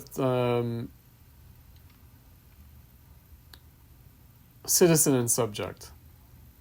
Let's talk about citizen and subject. So yes, what did you make of this distinction between citizen and subject that he's drawing? Yeah, I found it interesting how Rousseau used these sort of definitions almost in contrast with one another, when in reality, like, the end goal is almost to unify these both, that someone is both a citizen and a subject. But in this, like, criticism, he may seek to enjoy the rights of a citizen without doing the duties of a subject, is positioning the citizen as someone who is applying themselves to the work for the benefit of not only themselves but the larger civilization, while a subject is posed as the recipient of those benefits. That's right. So where do these terms come from? So we've already had in the discourse on the origin of inequality, civil society, and I mentioned that civil society really is bourgeois society. This is something that Benjamin Constant is going to draw the distinction between civil liberty and political liberty. So civil society, civil liberties. And so, whereas subject, where do we get that from? Subject we get from being the king's subjects, from being the monarch's subjects. But again, in this bourgeois interpretation, in this more modern interpretation of the role of the king, and also the king as sovereign, the absolute monarch as sovereign, in a way that the traditional monarch might not have been. So, rights and duties. In the feudal system, the aristocracy had rights and duties that were more directly aligned, meaning you had rights based immediately on your duties. So your duties are military, to defend the realm, and therefore to perform that role, to perform that duty, you require certain rights. Another way of thinking about it is rights and responsibilities. So duties would be responsibilities, rights and responsibilities, so the connection between those two. What changes in bourgeois society is this civil social life, civil society, economic life, the role of economic life in the political sphere, and the fact that really the political sphere is governed, dominated by the interests of civil society rather than war. Again, the feudal system, or the ancient kind of imperial system coming out of Rome. But again, even Athenian democracy being actually a function of the warrior caste. So rights and responsibilities, or rights and duties, seem to be split. And that's why there is this distinction between a citizen and a subject. So to be a citizen literally just means to be the inhabitant of a city. That's what citizen means. It means inhabitant of a city. So being a citizen doesn't necessarily make you a subject, and yet it does. Right? So it wouldn't in the feudal system, but it does in bourgeois society.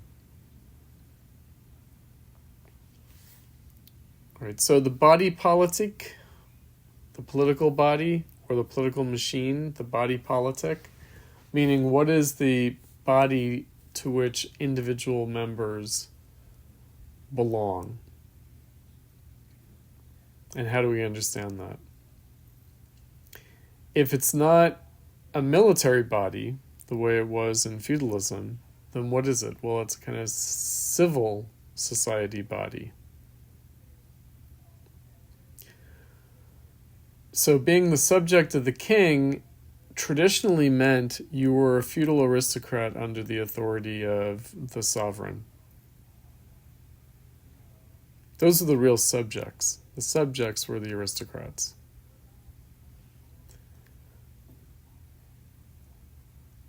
Now we have a new category, citizen. And again, it goes back to the ancient Roman Republic and Roman Empire, this category of citizen. But now we have it in the sense of a commercial society, so bourgeois society.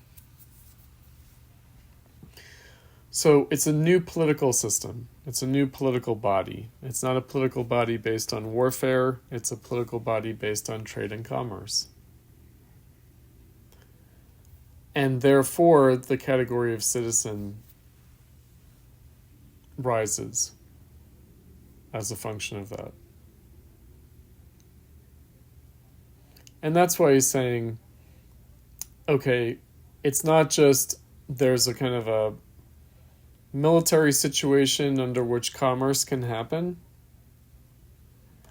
but rather like that they enjoy the protection of the feudal lords. Well, no, actually the bourgeois citizen has to step up and have responsibilities or duties as subjects. As subjects of sovereignty.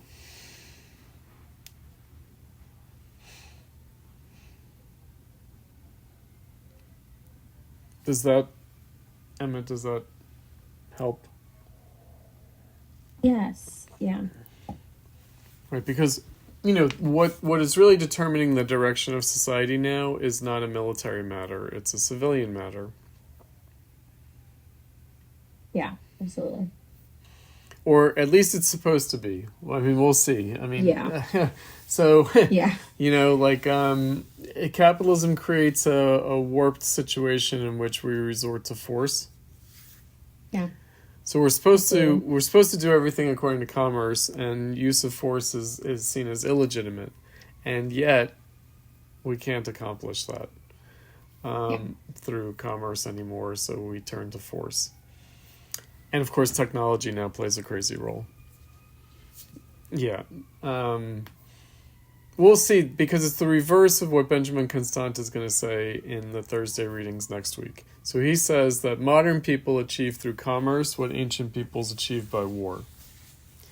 But now we've flipped it back again in capitalism, where sometimes we have to achieve by war what we can't achieve by commerce. But generally that's seen as a crime. In other words, that's seen as like, that's not right. You know, if you can't get it through commercial activity, then that's not really legitimate. If you can only get it through force, that's not really legit.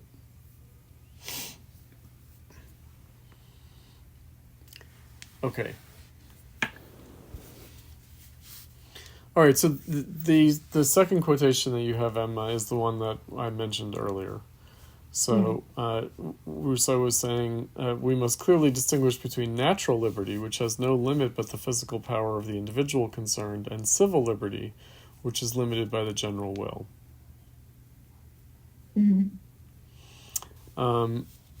So this is the the idea that might does not make right, but rather more of a contractual relationship in society is the source of our rights. Right.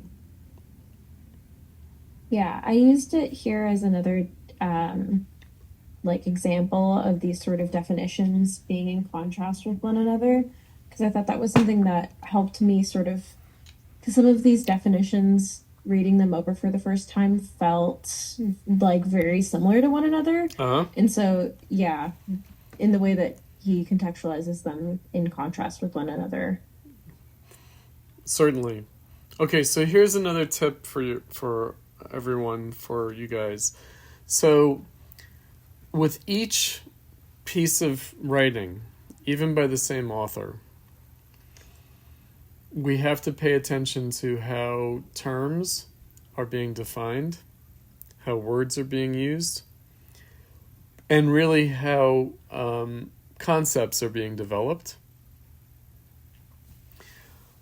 Because often, and they usually do, the writers will define their terms, they will, but only as necessary in the course of the writing.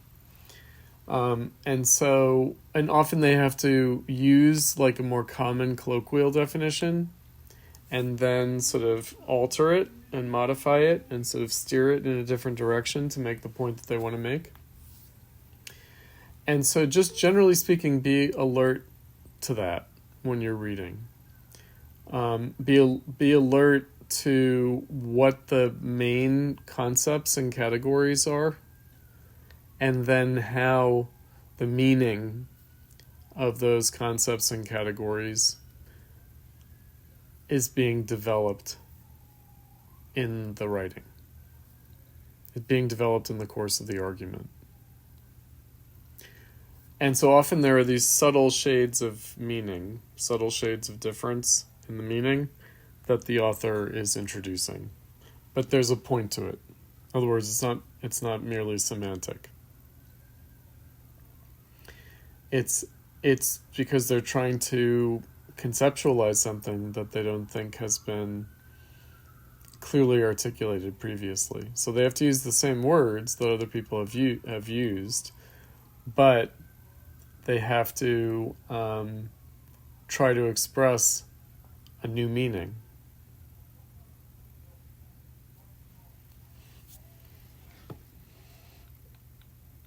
And so that can make it seem very subtle. And like I said, it can also seem semantical, but it isn't merely semantical.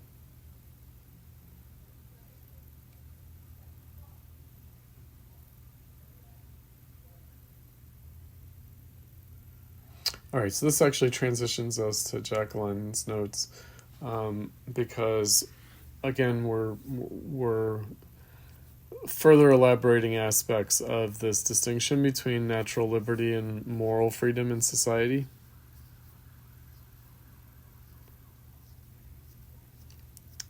All right, so, and also just the basic notion of a contractual relationship at all. Meaning that when we enter into relations with others, when we enter into interaction with others, when we enter into cooperation with others, we are acting out of self-interest, but we're also in that interaction producing a greater interest that transcends our self-interest, but then also modifies our self-interest. So we become, as ourselves, interested in this more general, greater social interest.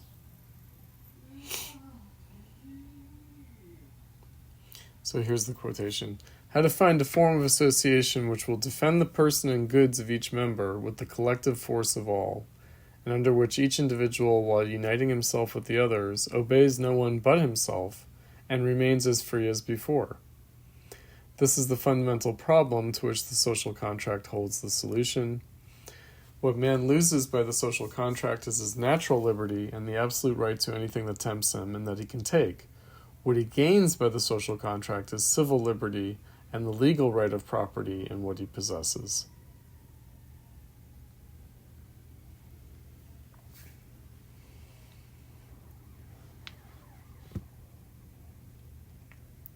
Right. So he deals with the issue of the first occupant. Maybe we can look at that passage since you're setting it here. Oops.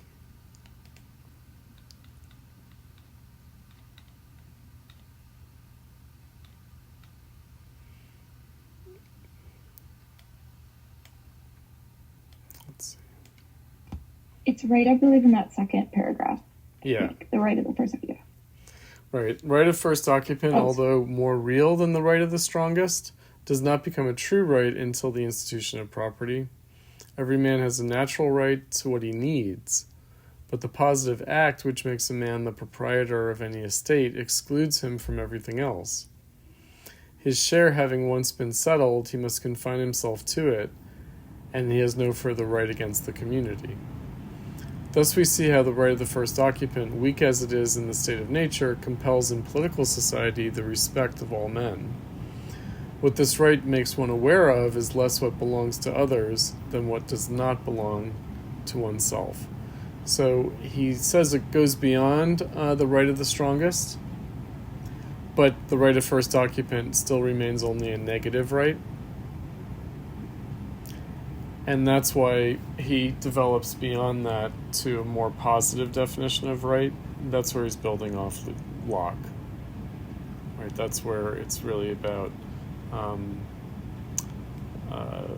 it goes beyond either might making right or the right of first occupant.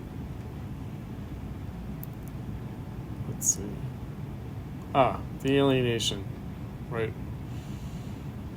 So what is unique about the alienation entailed by the social contract is that the community, in accepting the goods of an individual, is far from depriving him of them. On the contrary, it simply assures him of their lawful possession.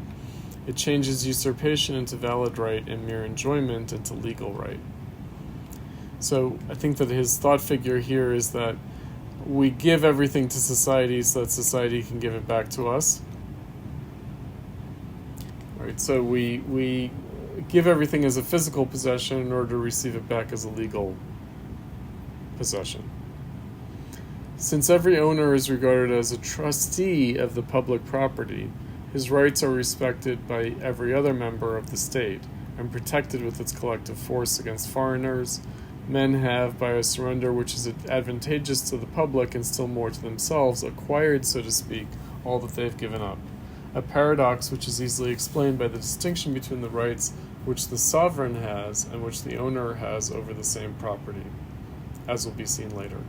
Okay, let me say something about this.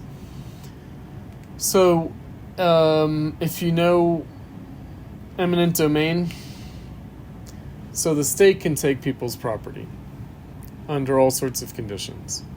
So, of course, if you commit a crime, the state can take your property.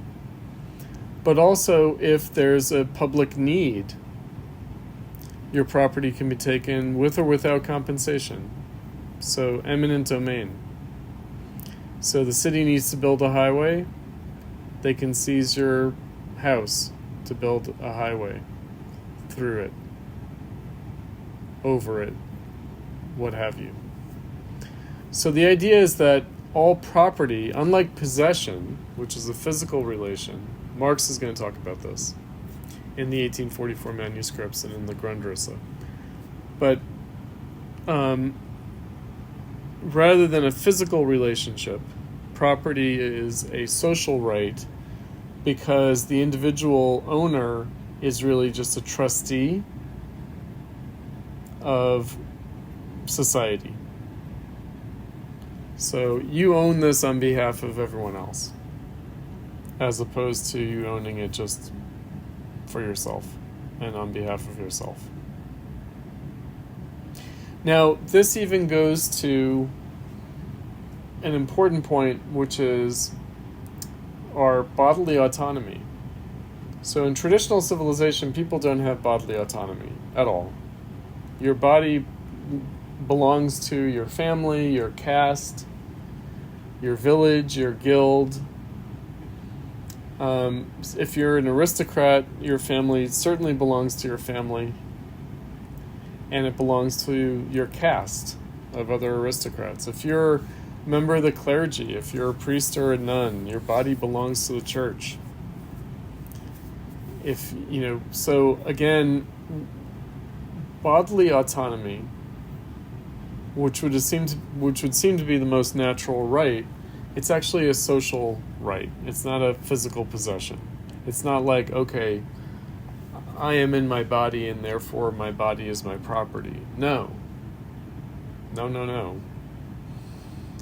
Your body really belongs to society, but you are given legal trusteeship over it. That's how it works. Because in fact, we can lose our bodily autonomy under all sorts of circumstances. So there can be a public good that overrules personal bodily autonomy. We just went through that with COVID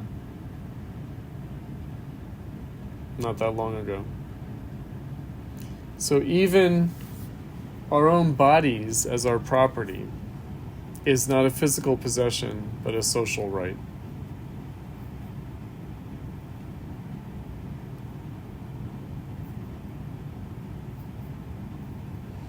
And if we grant more or less personal autonomy over bodily functions, that's done in the name of society. That's done in the name of the greater social interest. That's the idea. The idea is that we want people to have more personal bodily autonomy because there's a greater societal interest in that happening.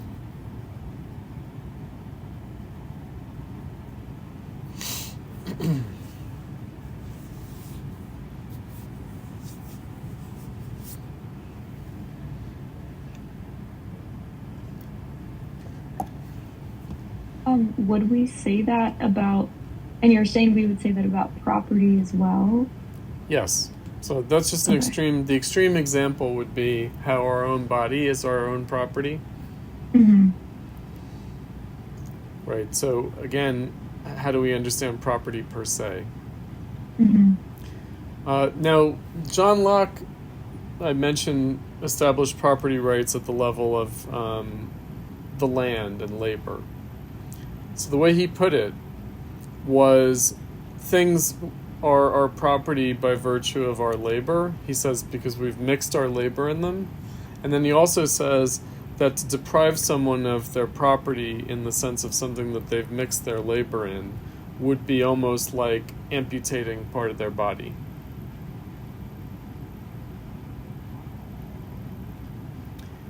Right, but it goes the other way as well. In other words, the land belongs to the farmer the way his own body belongs to him.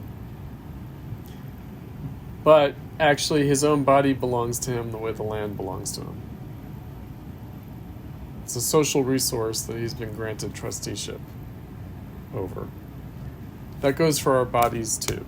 Our bodies are a social resource that society gives us trusteeship over. And then if we demonstrate that we're not good trustees, then guess what? We lose that sovereignty over our own bodies. Right? So that's why they can involuntarily put you in a psychiatric ward if you try to kill yourself.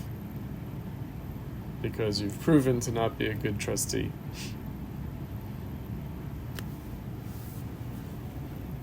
And then, you know how earlier you were saying, like, if we have property on credit per se, Yeah.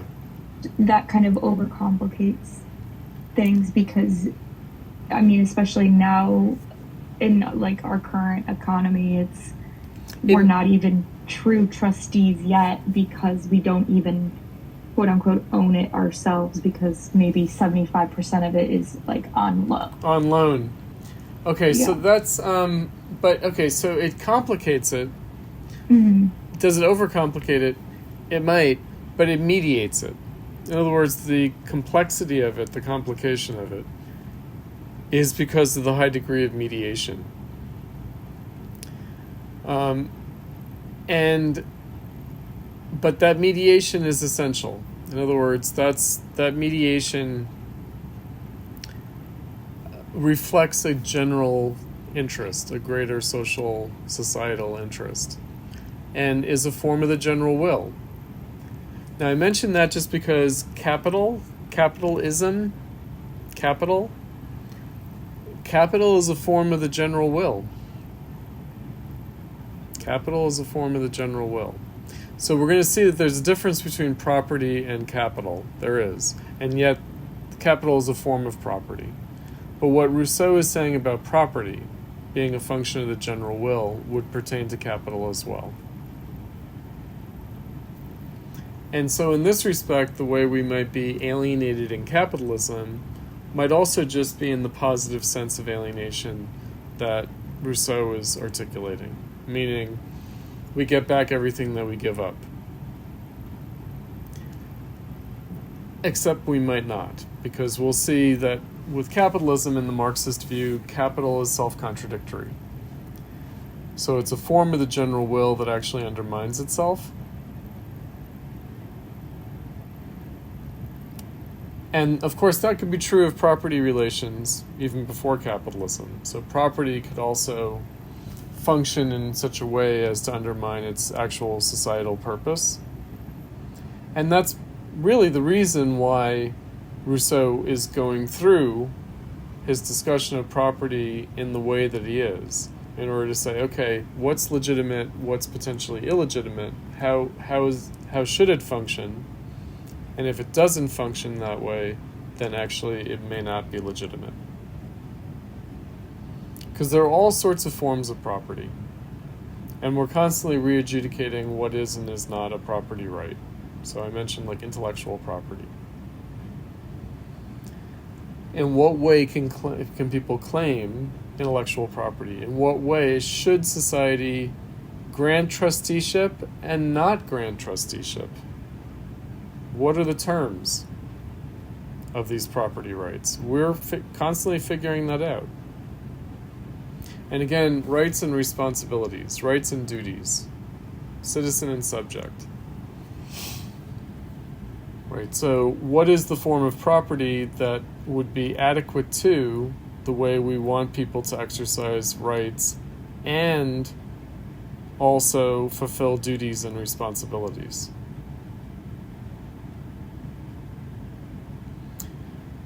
And a lot of this is literally contract law.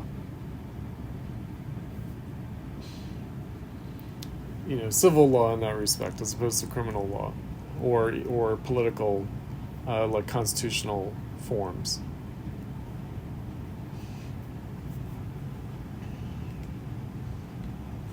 All right, we're coming up on time. We didn't make it entirely through. I think Acacia, you brought up what makes up a people.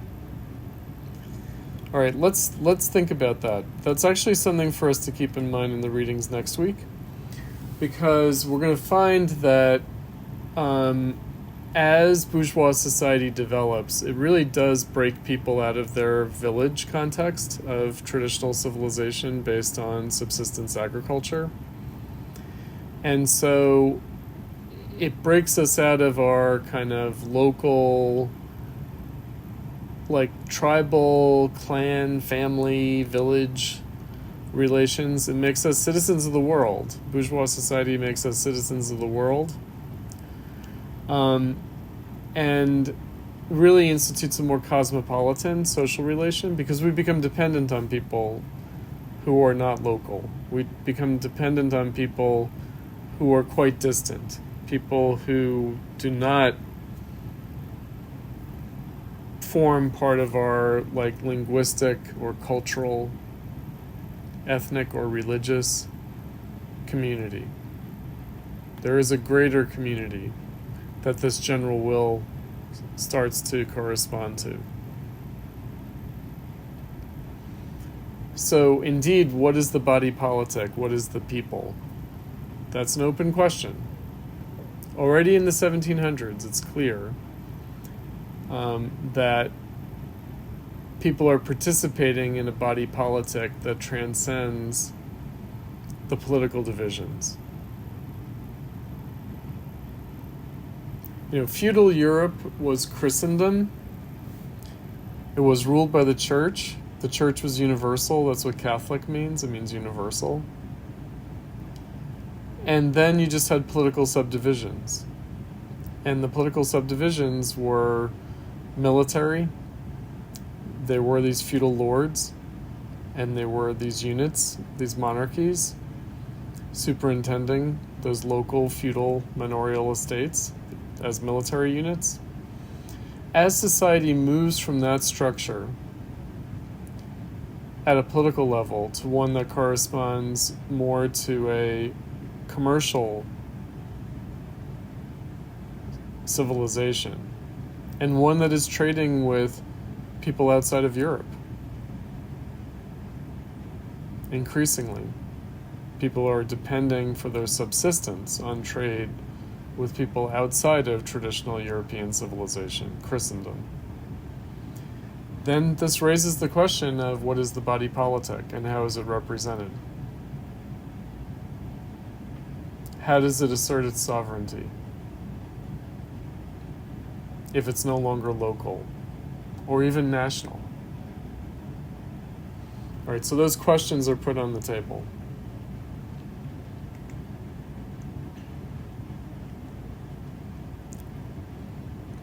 So the traditional forms of sovereignty, the traditional ruling castes, are no longer adequate to this new society.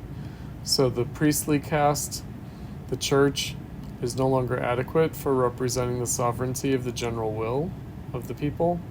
Neither is the feudal aristocracy or the monarchs.